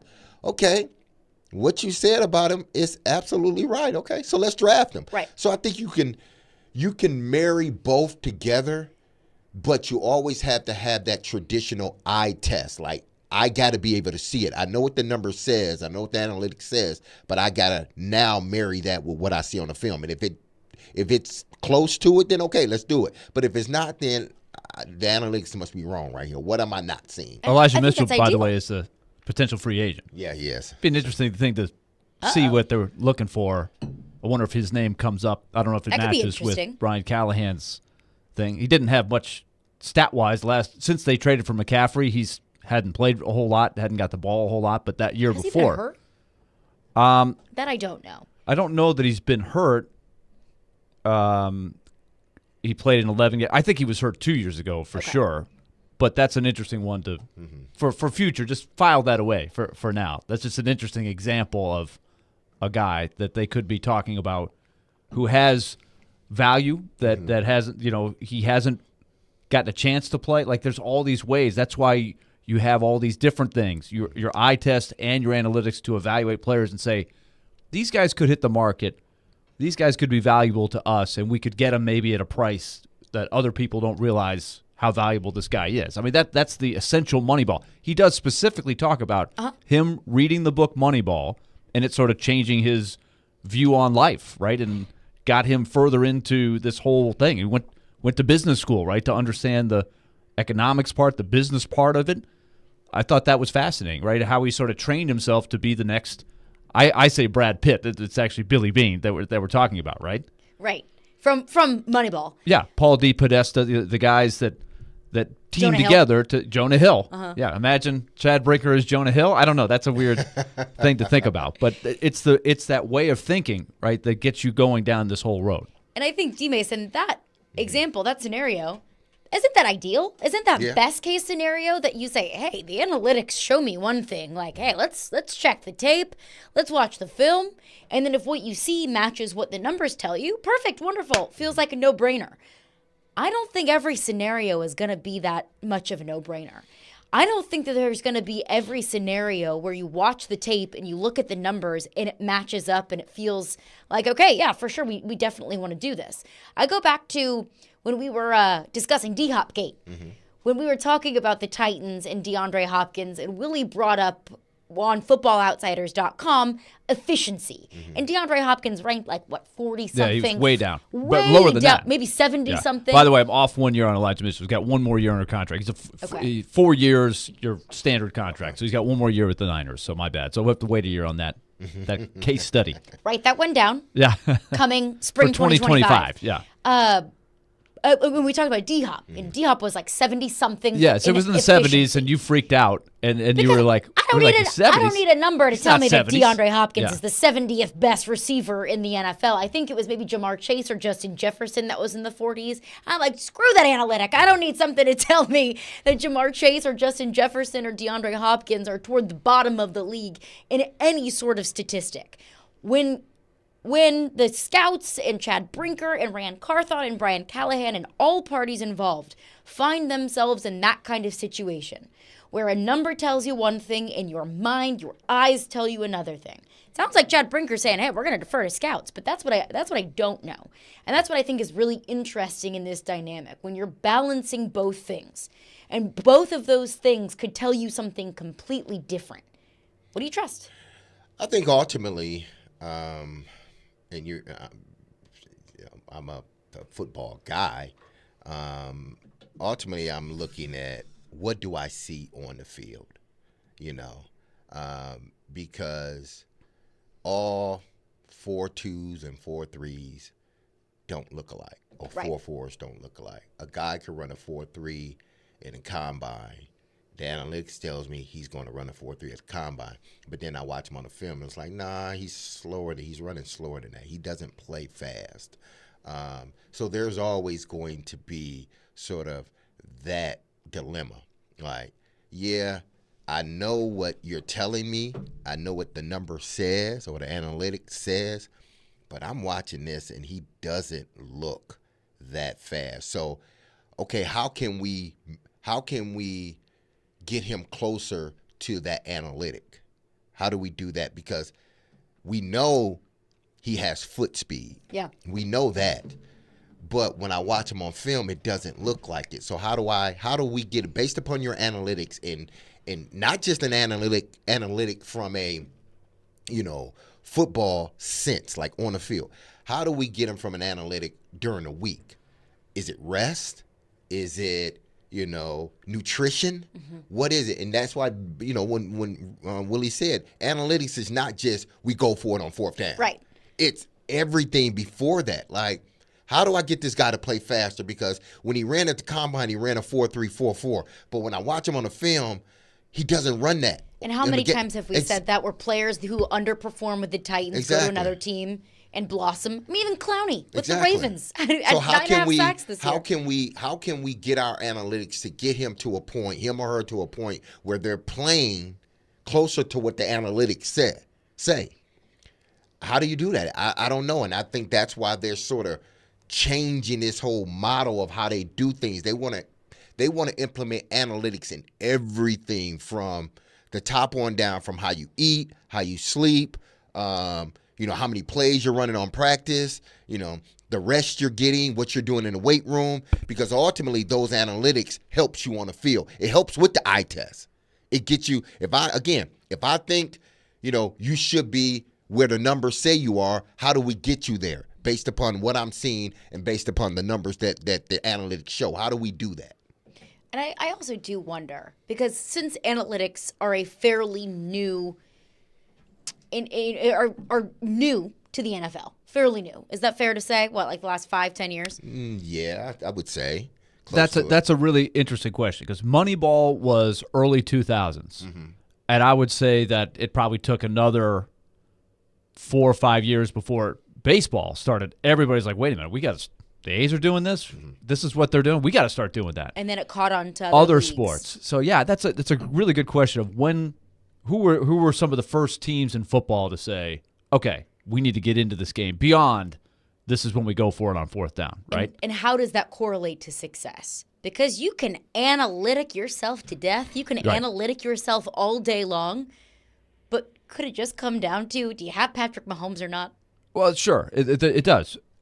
The Ravens are a team that I have studied and read about a lot in this term. I don't know how far back it goes, but the way that they evaluate, like remember we had Bill Polian on one time, and he would talk about certain positions that you allocate traditionally more money to, the left tackle as opposed to the middle linebacker. Right. The guard is maybe a little more replaceable than the tackle. These types of things. Yeah. And so they've taken it, the Ravens figure out the next level of that. How do they evaluate what they offer? Like they all of a sudden went a little more on tight ends, right? The market says you don't pay the tight end. Well, we're going to pay the tight end a little more. We're going to have the best tight ends like Andrews and those guys. Yeah. Like there's things that they have done that are really forward thinking that really tell you that they've got a lot going on there. Like their stability is certainly worth it. We talked about Harbaugh yesterday, how the coordinators change, but they seem to find success most of the time. Like even a couple years ago when their Patrick Mahomes was hurt, didn't even play, Lamar Jackson, and they still almost beat the Bengals in the wild card game were it not for a real freak play. Yeah. So like they put themselves in position as often as they can. I think they do a very good job of that, the Ravens. They don't always have the rings, right? But they do a very good job of putting themselves in position to contend. And then if things have to fall, you have to play well in the best game, just like the Oakland A's. The Oakland A's got to the playoffs all the time. They never won in the playoffs. And everybody's like, see, this analytics stuff, it's such a bunch of baloney. And they're like, but that's not the point. The point is we're getting there every year. Mm-hmm. Then the players have to make the plays. Right? Like Lamar Jackson has to have the great 2 or 3 playoff games for them to actually cash in on some of this stuff. There was another thing that Chad Brinker mentioned of how they are transitioning from this past regime to now where they are now and moving on to the future that really stuck out to D-Mase. And we will touch on that coming up next. Caroline, Willy, D-Mase. 102.5 The Game is officially inviting you to our first ever Super Saturday. Join us this Saturday at New Heights Brewery in Nashville from 1 to 5 p.m. for this fun, family-friendly soup fest benefiting the Nashville Predators Foundation. Tickets are only $10. Enjoy live music, games for kids, and come sample soup from Mafiosa's, 615 Chutney, Westin Hotel, Jasper's, and so many more. So to purchase tickets and to see all participating restaurants, go to thegamenashville.com/soup. You can also enter to win tickets to Super Saturday. Just text in the keyword soup, SOUP, right now to 615-737-1025.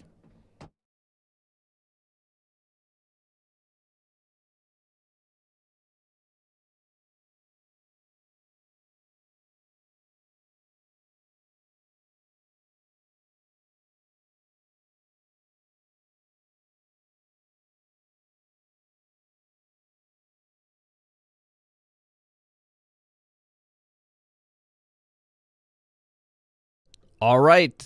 It's time once again to tell you about Loan Pronto and how the smart homeowners are wiping out credit card debt and putting themselves in a better financial way of living because of the lower mortgage rates that are out there.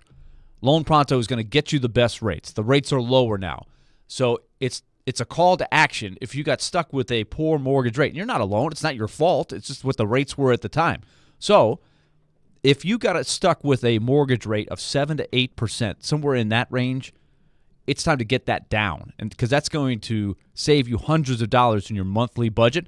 Right now, Loan Pronto's got a cash-out refinance rate of 5.49%. That's a huge drop, so you can get the refinance now, and you can save hundreds of dollars every month with lower payments. All you've got to do is call Loan Pronto now at 615-499-5780. You can even skip your next 2 mortgage payments. How does that sound for your budget for the next few months? 615-499-5780, refi through Loan Pronto. Take advantage of the lower rates before they go back up.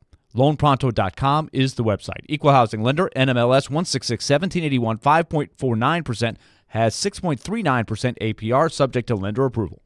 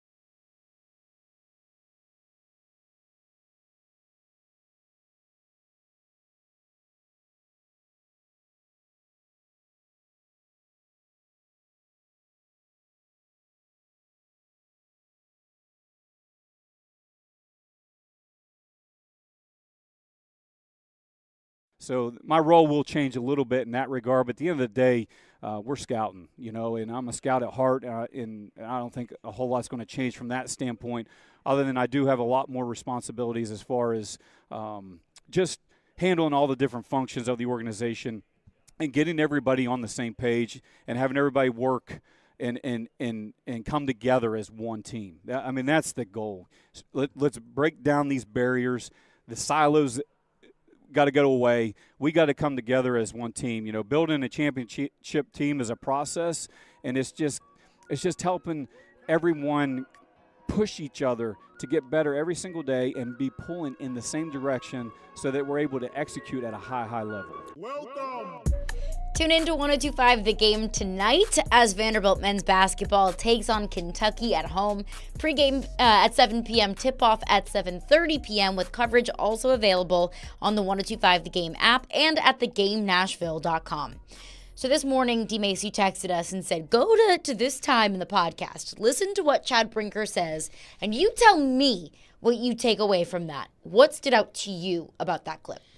I think there may have been, and listen, I don't have no inside knowledge of it, but when you listen to people talk and you listen to certain words, you think, well, is that the way it was, or are you just throwing those words out there? When Chad Brinker, brings up, barriers and silos, I think there's something to it. I think in his mind, there may have been two sides. Like the Vrabel, these are Vrabel's. This is Vrabel and his team, and this is Rand and his team, and that's why I spoke like during the season, like there's too much stuff coming out of that building. And it's not pro organization. It's all pro head coach and his team of guys.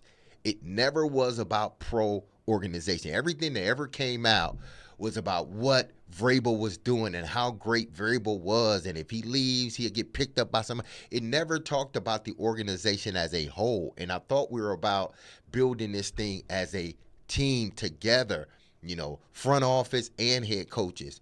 And when Chad Brinker says something like that, it leads me to believe that there was these silos, there was these pods, and it was this team over here, this team over here, this team here, and it never was a cohesive unit. To me, that's the way I looked at it as, and that's why I sent y'all the text. Like, y'all listen to it, because I don't want to tell y'all what I think, because this guy is too damn smart to bring up those things in regards to this organization after the head coach is dismissed. Like, we want to come in here, we want to get rid of the barriers and the silos that can exist. Well, why are you bringing that up? If it never was a problem, why would you bring that up? Which tells me that possibly was a problem. There was too much, I'm pro this guy, I'm not pro that guy. Mm-hmm. And they, even Amy, wanted to get rid of all that stuff. It's one team, one accord, one goal. That's what we're doing here. We're not, team Brian Callahan and team Rand Carthon. No, this is team Tennessee Titan. And I think they got away from that, or at least Amy felt they got away from that. So that's why she chose to go in the direction she chose to go into. And Brinker comes in and he looks at it like, whoa, there is like some division in here. We need to straighten this stuff out if we're going to have a organization that consistently wins. And I think he also is doing his best, I sense, to really echo, because he knows Amy Adams Strunk is listening to this podcast, right?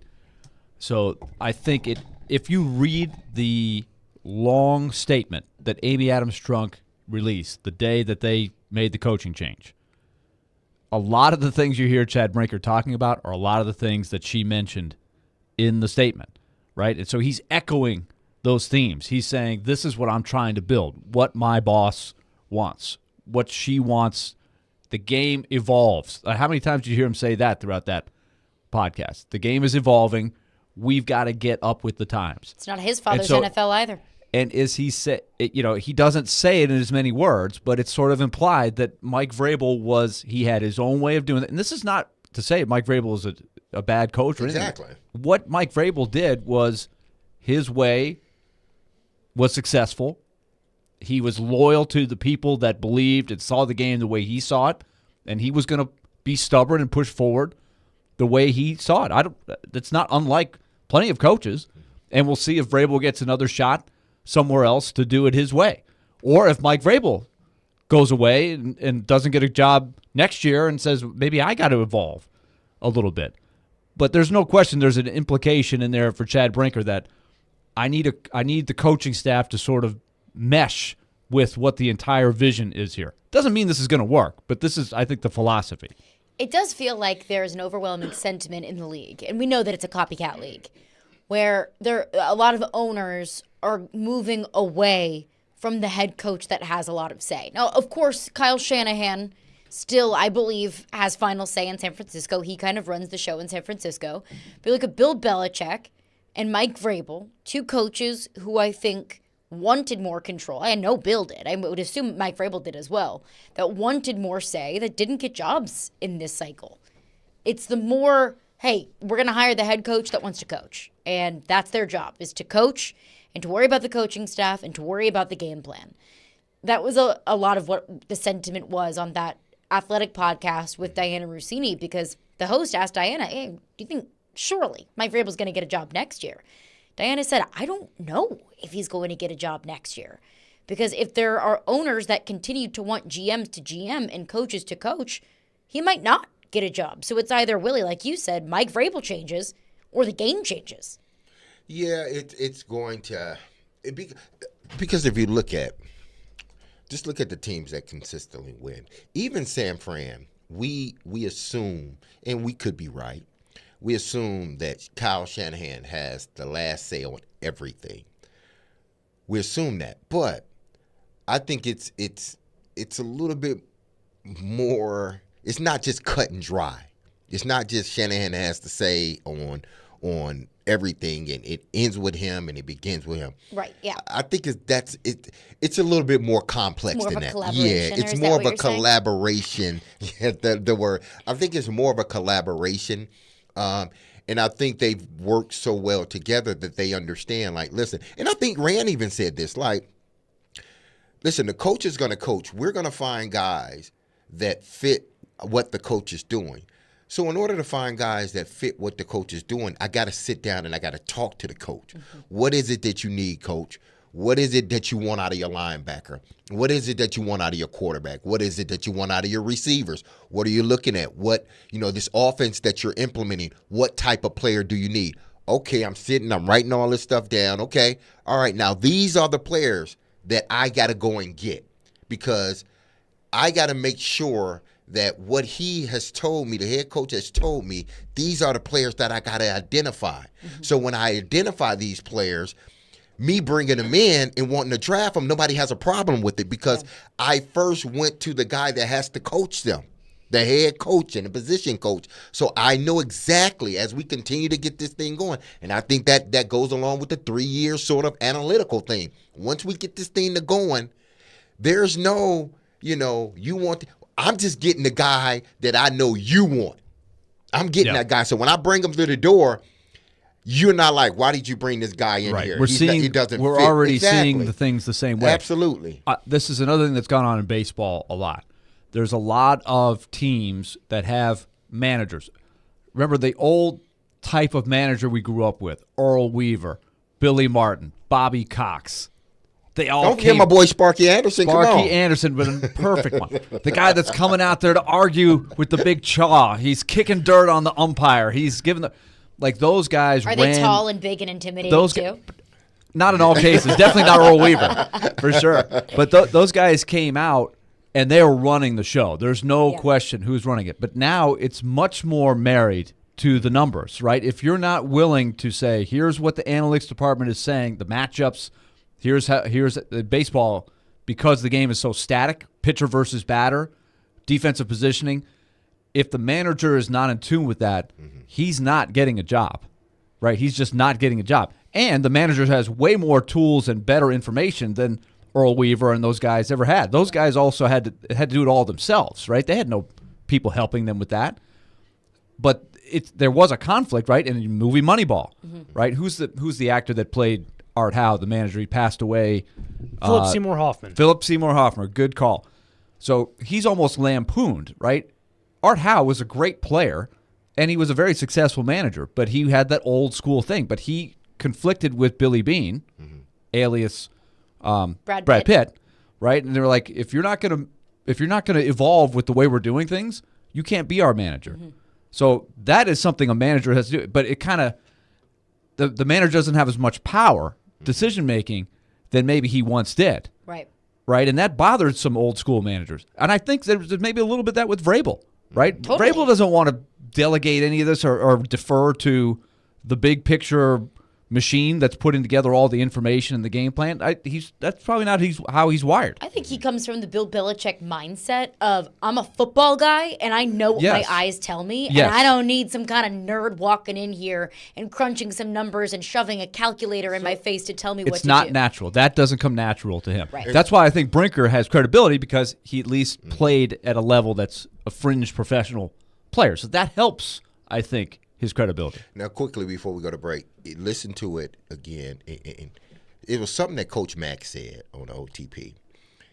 And because Coach, he was the head coach at Arizona with the Cardinals. He said back when he was head coach, he didn't have no GM. He didn't have all these analytics. He had to sit in the room, and it was like all this stuff. It was just like overwhelming. Right. And he was saying, like, I wish I had. He felt he was on an island. I wish I had what y'all have now, because it would have made his job as a head coach, a lot easier.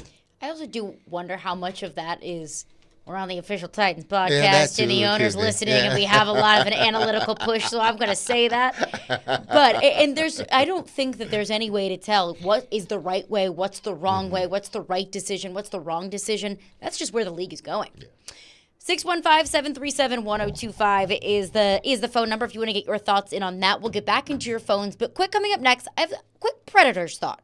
Because Dom Luszczyszyn, who covers the NHL for The Athletic, has his tiers of teams that are likely to make the playoffs, not likely to make the playoffs. But I do wonder, from Predators fans' perspectives, if the Predators don't make the playoffs, how disappointed will you be? How much of your perspective of the Predators and the postseason has changed after the 13-3 stretch, after what we've seen this team can play like? We'll get into that coming up next. We'll get into what Dom Luszczyszyn wrote on the Nashville Predators coming up next. Caroline, Willy, D-Mase, 102.5, 106.3, The Game.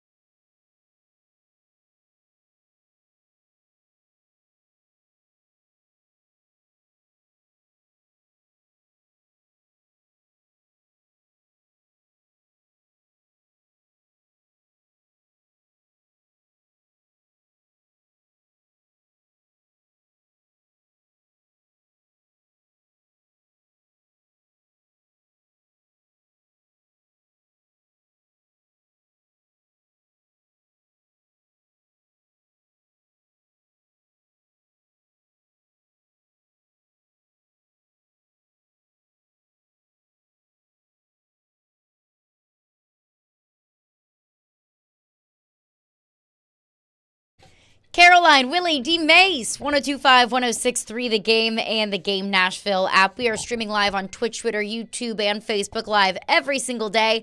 And we're broadcasting from the Spring Hill Heating and Cooling Game Nashville studios, keeping your home feeling comfortable all year round. We've got a bunch of thoughts on Chad Brinker's appearance on the Official Titans podcast, kind of how that dynamic is working.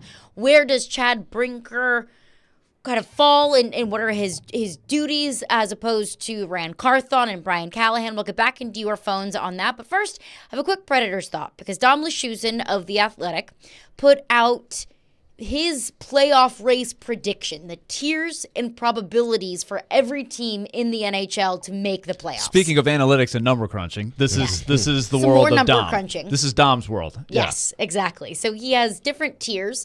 Basically in, which is above 95%. So the teams that are absolutely just killing it. Vegas, Edmonton, Vancouver, so on and so forth. Safe shots, 85 to 95%. Like, not going to say it's a guarantee, but pretty darn close. Likely bets, 70 to 85%. And then the one category that spans the largest percentage span, the bubble, 30 to 70%. Unlikely bets, long shots, and then basically out. So we've got basically in, basically out, and everyone kind of in the middle. So, of course, the first thing that I do is, right, where are the Predators? Where do they lie? What percentage chance does Dom Luszczyszyn give the Predators to make the playoffs? The Predators are the only team in the bubble category, which I find very interesting because I have viewed the NHL, Willie, and correct me if you think any differently, I have viewed especially the Western Conference race right now, a lot of bubble teams, a lot of teams that are almost there, that could be there. If things go right, they could be in. If things go wrong, they're not. But the Predators, the lone team in the bubble with 35%. Too low, too high, right on the money. I think it's about right. And if you look a little further, okay, so 35% for the Predators. What did they put? The Kings was something like 88%, which is might surprise people. 88%, a safe shot. So they're only 2 points ahead of the Predators, but they have the Kings at 88% and the Predators at 35%. And then the next group is, I believe, Seattle and St. Louis, Minnesota. Unlikely that group. bets, Seattle, Calgary, Right. Minnesota, and then safe shot. Right, and so the numbers kind of go accordingly, but they're all teens, divvying up the pie there. Low 20s. This is the thing. Let's also say where Dom is coming from. This is not like Dom's opinion. Dom always gets, and I don't know Dom really well, but I read a lot of his stuff. I listen to him on a lot of podcasts. People are always coming at Dom going, where are you coming up with this stuff? You're biased against this team or that guy. And he's like, no, these are just the numbers. These are what my statistical model has come out with. This is not Dom thinks this guy's better than that guy, etc. So he's going by the fact that UC Saros hasn't played as well as he normally does, and statistically, the probability would tell you he's probably going to play better. And what the Predators are doing, we're going to talk a little bit more about this kind of stuff tomorrow when we have Dmitry Filipovich on from the PDO podcast. He's got a similar view of the game, that the Bruno system, night in and night out, the Predators aren't getting outshot 45-20, right? They've been in games. Their expected goals for, expected goals against is surprisingly good, given that it's not a loaded roster, right? We know what they're trying to do with their roster. So are they a shoo-in? No. But they have, I think the synopsis of it, they've got as good a shot as anybody, maybe a little better according to Dom, of grabbing that last playoff spot. There's one spot out there. You mentioned it. There's 6 teams that are shoo-ins for the playoffs. Right. A 7th in the Kings that if they get their act together at all, they should make it. They're a good team. Even though they just changed coaches and who knows, maybe they'll screw it up, but it's not likely. But that leaves one spot. And then you've got the Predators, the Kraken, the Blues, who Dom doesn't like at all. Their underlying numbers are not good at all. That's Dom's argument for it. And again, this doesn't mean like the players are going to decide, right? It just shows you what's happening every night.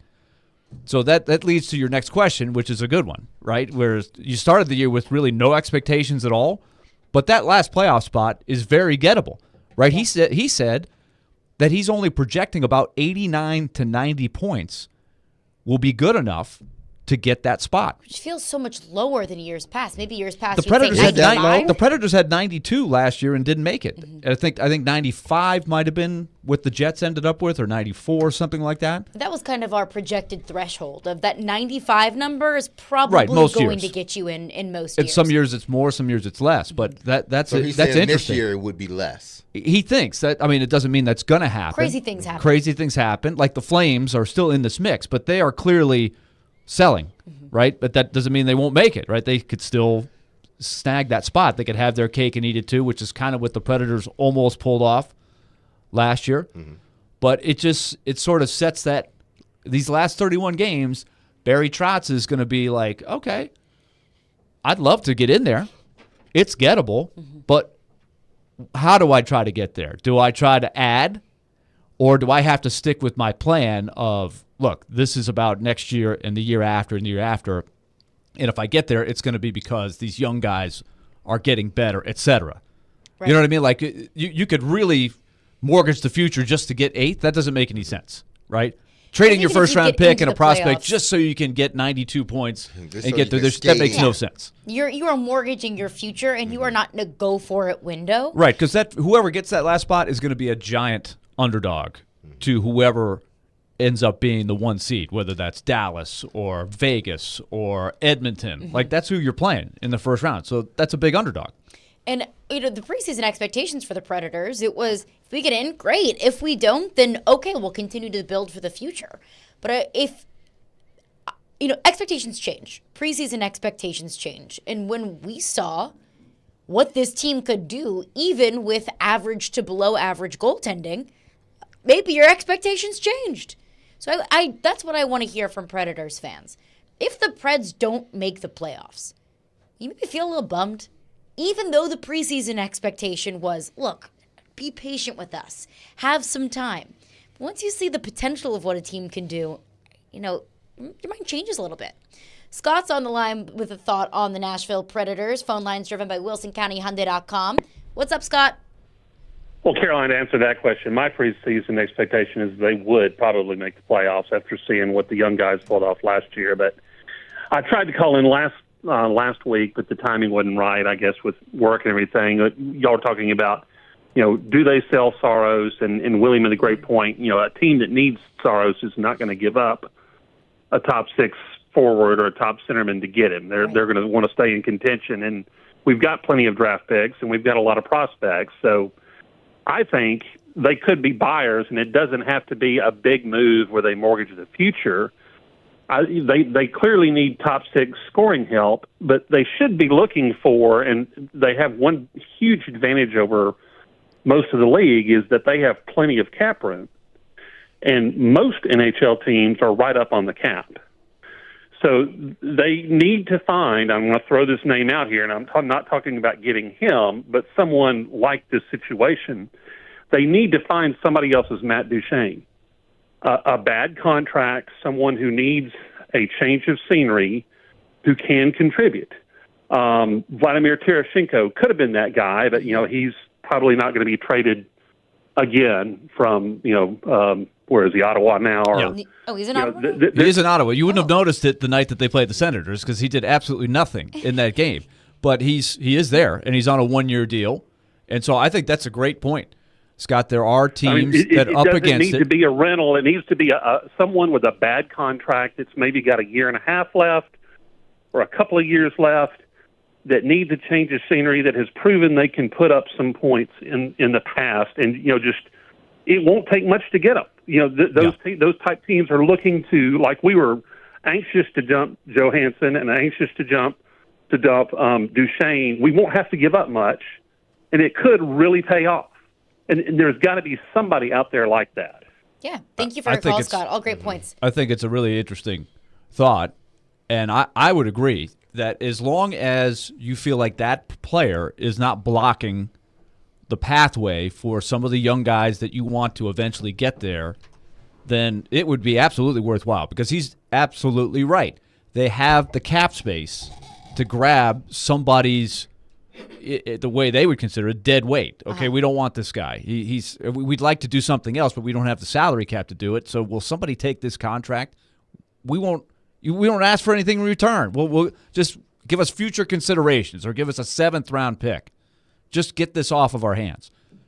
And maybe that person in a change of scenery, different system, could be a productive player for the Predators. It might be the difference in 90 or 92 points. Yeah, if that guy's out there, then I think that's the type of thing you would consider if you're trying to, quote, add, right? Because you're taking advantage of the fact that you have some cap space that other teams don't. I have a couple of thoughts on that. First, in the Official Titans podcast, Chad Brinker said, keep the main thing, like 37 times. So that's in the back of my head. As long as the Predators keep the main thing. And the main thing to me is the young guys. Yes. The main thing to me is, what are you in 3, 5, 10 years, not just this year? So if you look at a guy like a Matt Duchene, not Matt Duchene, because I'm sure some people swerved off the road when they heard that name, where you're not sacrificing your future, you're not giving up important draft picks, and you're not holding a place that inhibits the growth of some of these young guys. You think that this is purely supplemental, that this guy that we're bringing in doesn't hurt anything and we feel like helps some areas that we need to be helped, then fine, I can be okay with that. And if that is the case, I feel like Barry Trotz is going to tell us. The second thing is, just because, and I think that was a good point that Scott brought up, just because he brought up the name Matt Duchene, that a guy like that would help this team, does not mean that trading Matt Duchene was a bad move. It was the idea of Matt Duchene wasn't going to work here. There is a guy $8 million out there. A year. Exactly. Yeah. There's a guy out there that's just not going to work somewhere. And if you feel like he can just simply supplement, nothing else, just can help us out in an area where we're vulnerable, and I would say depth scoring is a place that the Predators need some help with, then great. I'm okay with that. Right. You want that player, whoever this player X is, to help support the young players. Maybe it brings another level out of Tommy Novak, right? Or, pick another guy, Phil Tomasino. Maybe it supports that player and helps him grow. Like a Ryan O'Reilly perhaps has done throughout the entirety not take of the away season. from him and stunt his Right, growth. right. Or take away, put him on the bench because of you bring this guy in. Because that is essential. Like you said, it's probably more important that you are better next year and the year after than it is making the playoffs this year. If you made the playoffs, I think that'd be great. It's fun to make the playoffs. We know that because you got a shot.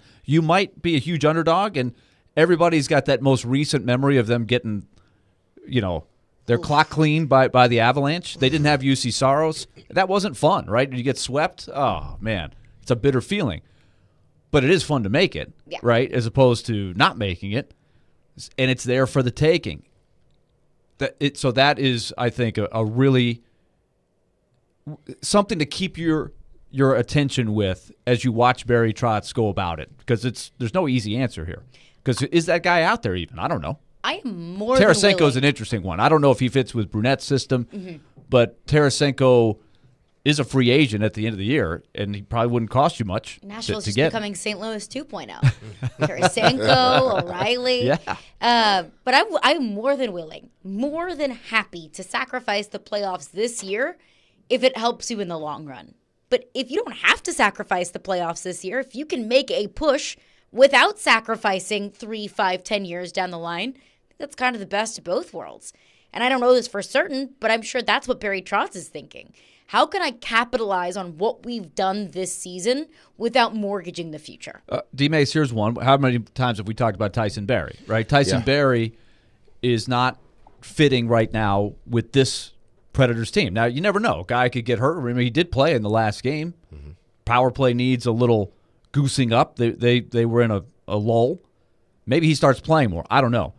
But what if it's, I'll take your Tyson Barrie, who may be a forward, needs a change of scenery. You take Tyson Barrie. My Tyson Barrie. Yeah. And maybe he fits better with you guys. Maybe that's the kind of way that you shake it up a little bit.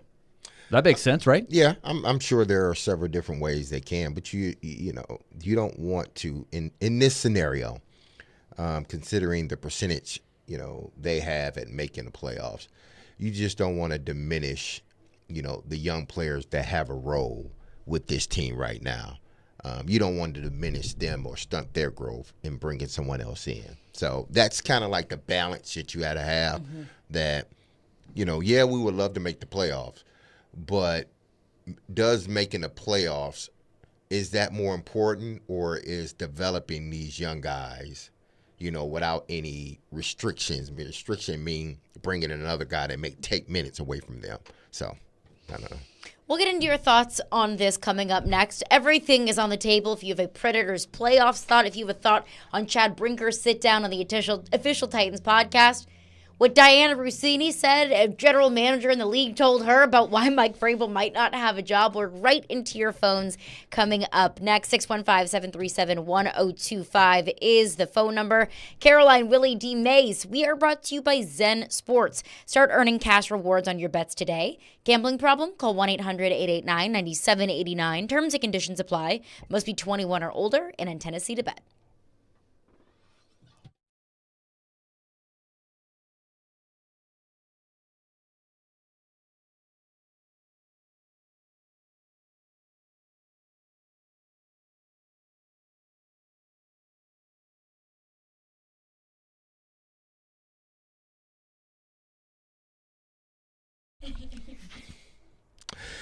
This time of year, we reflect on the past and make plans for the year ahead.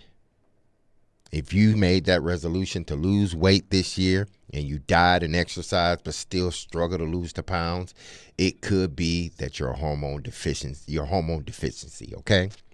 This is Derek Mason, former NFL player, 2-time Pro Bowler, and I need you to call my friends at Cool Springs MD. Their experienced doctors specialize in identifying which of your hormones need to be balanced and provide a tailored solution designed just for you. No one else but you. Hormone deficiencies can also cause more problems than weight loss. You may experience mood swings, fatigue, and a decreased sex drive. Hormone replacement therapy, or HRT, can help. Dr. Jeffrey Lodge and his team understands it's a frustrating cycle and wants to help you be the best you this year. There's no better time to achieve a healthy lifestyle, people, so what are you waiting for? Give Cool Springs MD a call today for an appointment. Here's the number, 615-486-3458. That's 615-486-3458. Or visit their website at coolspringsmd.com. Don't let imbalanced hormones hinder your resolution. Give Cool Springs MD a call today to take control of your health with HRT at Cool Springs MD.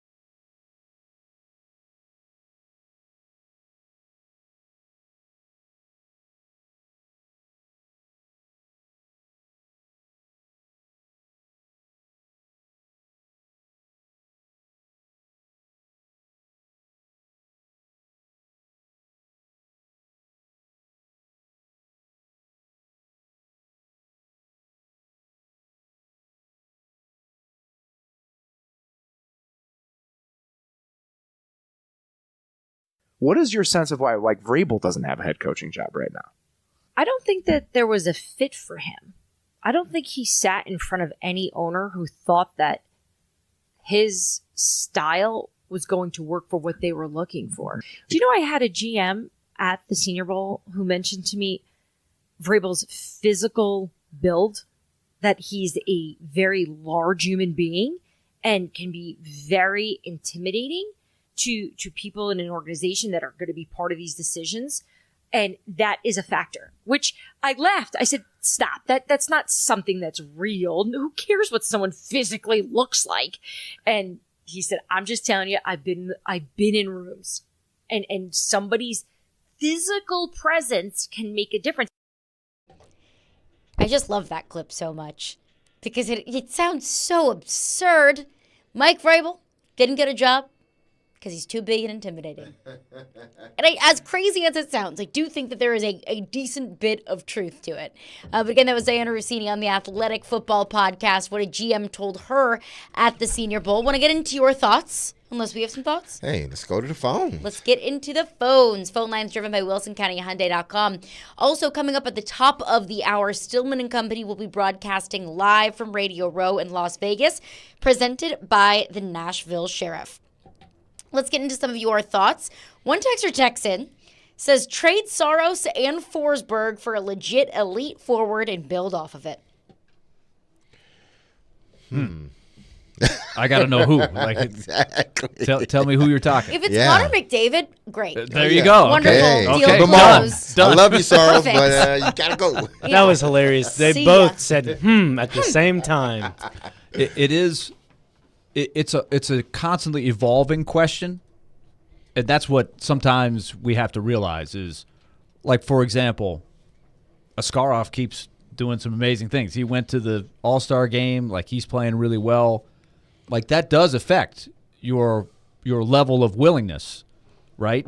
Is okay, has the picture become a little more clear on Askarov? It's not, in a year, I think he's made a lot of progress.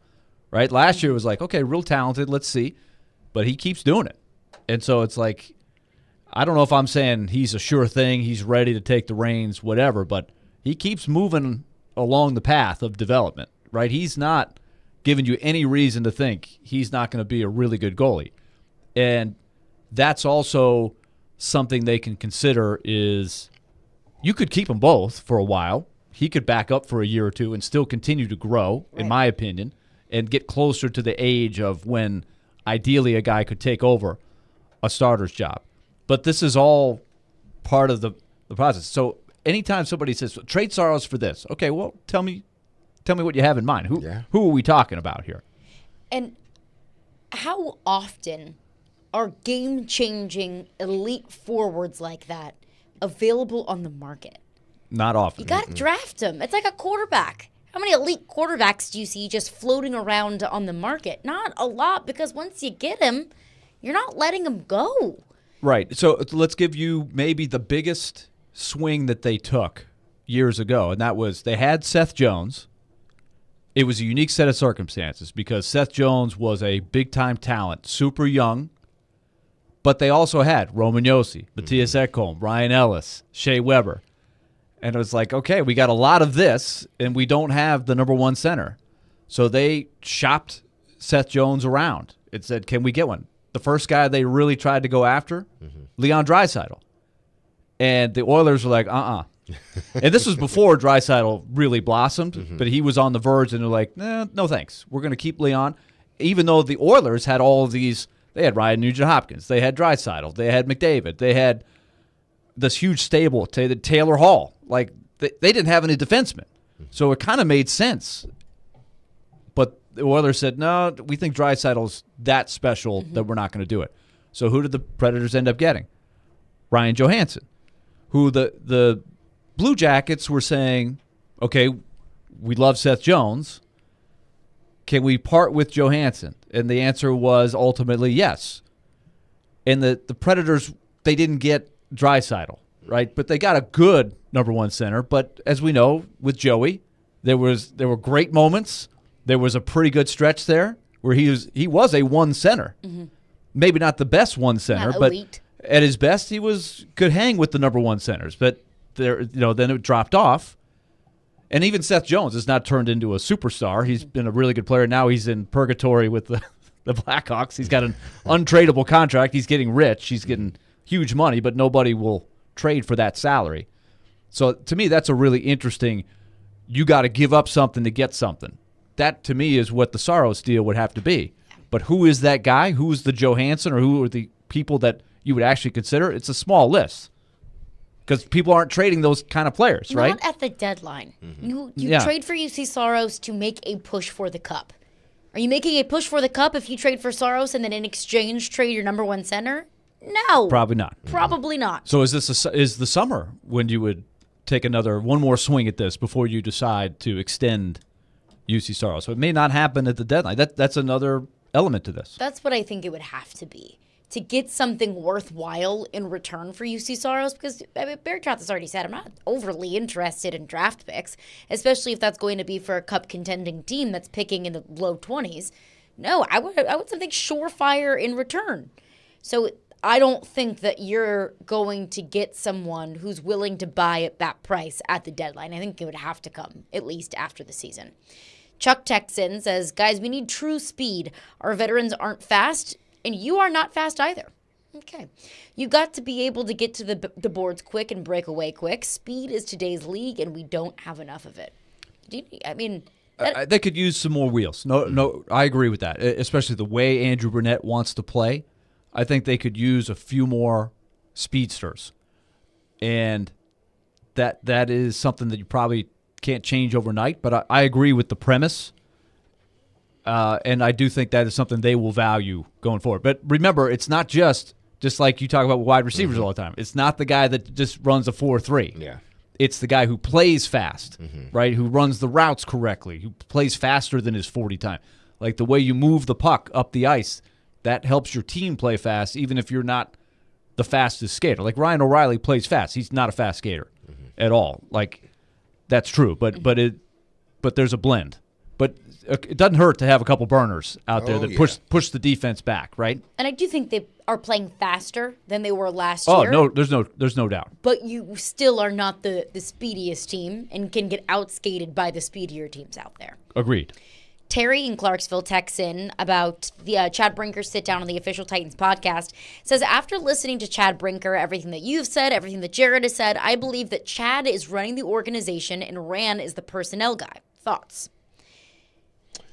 That he's running an organization and Rand is the, what did he say that Rand was? He said the personnel guy. Personnel guy. I mean, I don't think that's entirely off base. Yeah, but I don't to say think that he's running the organization, I don't think is completely accurate. I don't think he's running. He has say in what's going on, because I think, and I think sometimes it's hard for people to sort of envision it, because they always think there has to be someone that's ultimately running everything. Well, we know who's ultimately running everything. It's the person that owns the team. That's who. And she delegates responsibilities to everybody else. But I think what they're trying to set up here is there's a chain of command, and there's things that everyone does well, and like Willie said this earlier, they're putting people in positions to succeed. I'm putting you, this is your strength, okay, or these 2 or 3 things are your strength. Well, this is what you're going to do. This is what we're going to allocate for you to do. Nothing more, nothing less. And I think that's how they want this organization to flow. Like, I don't want you doing something that you're not comfortable doing, that we may not get, the true you in that sense. We may not get that out of you. So we're going to put you in a position. That's why, Coach Callahan, you are coaching the team. Brian Callahan, you are the coach. You're not doing what Rand should be doing or Brinkert should be doing. You are coaching this team. Why? Because we feel that's your expertise. We don't need you to be doing anything. Not to say you can't, but we know that in this league, you need to be dedicated to coaching the team. Rand, you are dedicated to doing these 2 or 3 things. Brinkert, you are dedicated to doing these things. So there's this chain of command that everybody's in a position to succeed. And if that's the case, then ultimately the organization should succeed, because we're not putting people in situations where we can't get the best out of them. And is there a buy-in from Rand? I feel like there is. Chad Brinker, throughout that whole podcast, references Rand a bunch and does reference we're going to put people in roles that they can flourish in. And it does. I can see how somebody would listen to that podcast and say, well, is Chad Brinker above Rand? Like, I think you could interpret it that way, but I think Chad Brinker is also very reticent, or very, very cognizant is the right word, of, okay, how is Rand going to feel about me talking about these things? I want to make sure that Rand understands that I'm not trying to, jump over him power-wise or anything. I think it seemed to me like Rand and he have a very good trust back and forth. Rand brought him to the table. He certainly hasn't forgotten that. So it seems to me like there's got to be a buy-in for Rand on how he goes forward here. And now, I'd like to hear that from Rand, but I got the sense in that this is what Rand wants, right? Rand wants to focus on the things that he's really good at. I think that's part of being a leader, is what you are good at and what you don't know, and I've got a guy over here that's good at this, and I'm going to let him do that, and I'm going to do what I do really well. Now, that's a smart move. Would you say if we were listening to Rand Carthon, and I wonder if the texter would think this, if we were listening, or if that was Rand talking, would we think Rand ran more of, he had more power than, say, a Brinker, if we were listening to Rand talk for 50 minutes? How would we look at that? Because it depends on who's talking. Right. And it's tough because as a GM, I know for the most part what a GM does. I don't know what, for the most part, a president of operations does and what that looks like in this power structure. And one question that I asked TD yesterday was, is this a model of another organization?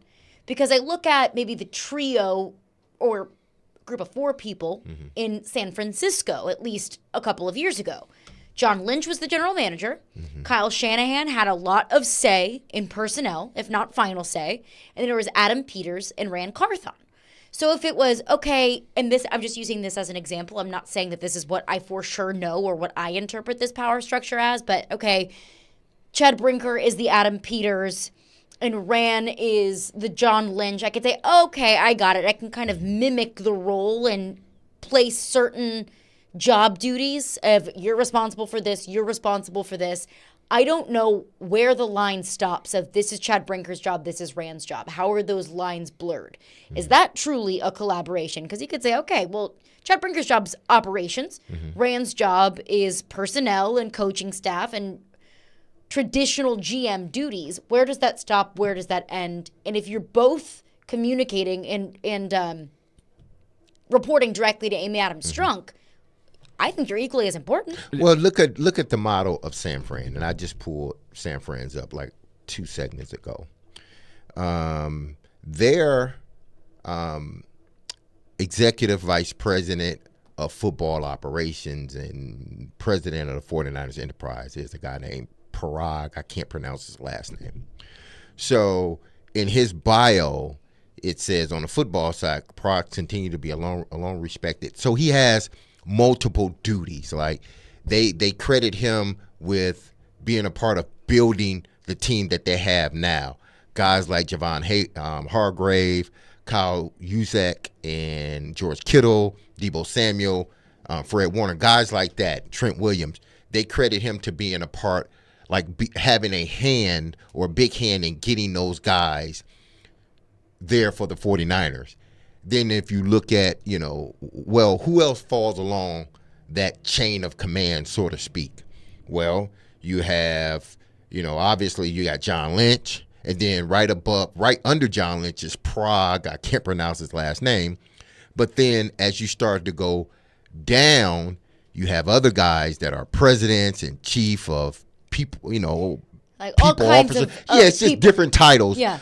Before you even get to, sort of the GM, which we know is Lynch, and then the head coach is Kyle Shanahan. So there are people that are delegated to do certain things. And I think this is where that model comes from, San Francisco, where we're going to have, specific people doing specific things that they're good at. The difference is the head coach structure here does not have nearly as much say as Kyle Shanahan has. Probably not now, not yet, but maybe if he starts winning or whatnot, maybe there's I'm not going to say a shift in, his responsibilities, because I think ultimately they want his responsibilities to be coach the team. Yeah. But I kind of think that's what he wants his responsibilities to be. Especially a first-year coach. You don't want to be put too much on his exactly. You don't want. But as you start to understand the organization more and what everybody wants, then I think your responsibilities. It may not, but your responsibilities can then grow because people are going to get jobs out of this. People may go on to be GMs other places because of that's how Rand got his shot. Because of being at certain organizations where they flourished. And then he got an opportunity to be a GM. So they had to fill that spot in San Fran. Whatever spot he had, they had to fill it. Eventually, it's going to be that way here in Nashville. If they have success, eventually someone's going to start poaching from this sort of structure that they have. And then it may elevate other people to have more responsibility. Right. And ideally, you would have a structure that's working so well that people want to copy it. Exactly. We're not there yet, though. No. A little programming note. Rich Gannon, former NFL MVP, will join Jared Stillman at 5:30 on Radio Row at Las Vegas. All right, we'll wrap it up with some of your thoughts coming up next. Plus, what Mad Dog Russo said about the future of Nashville sports. We'll get into that coming up next. Caroline, Willy, D-Mase.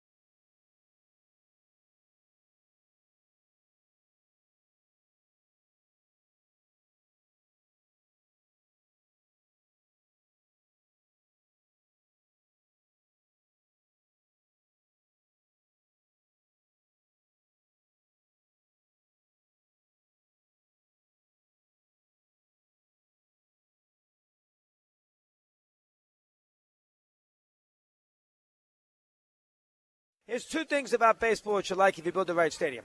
The stadium is smaller, it's more intimate, and it's unique. Plus, I know the football stadiums across the river you can walk, but the baseball stadium in downtown, you take advantage of being in downtown. Remember, look at San Diego. It's a small park. It's in downtown.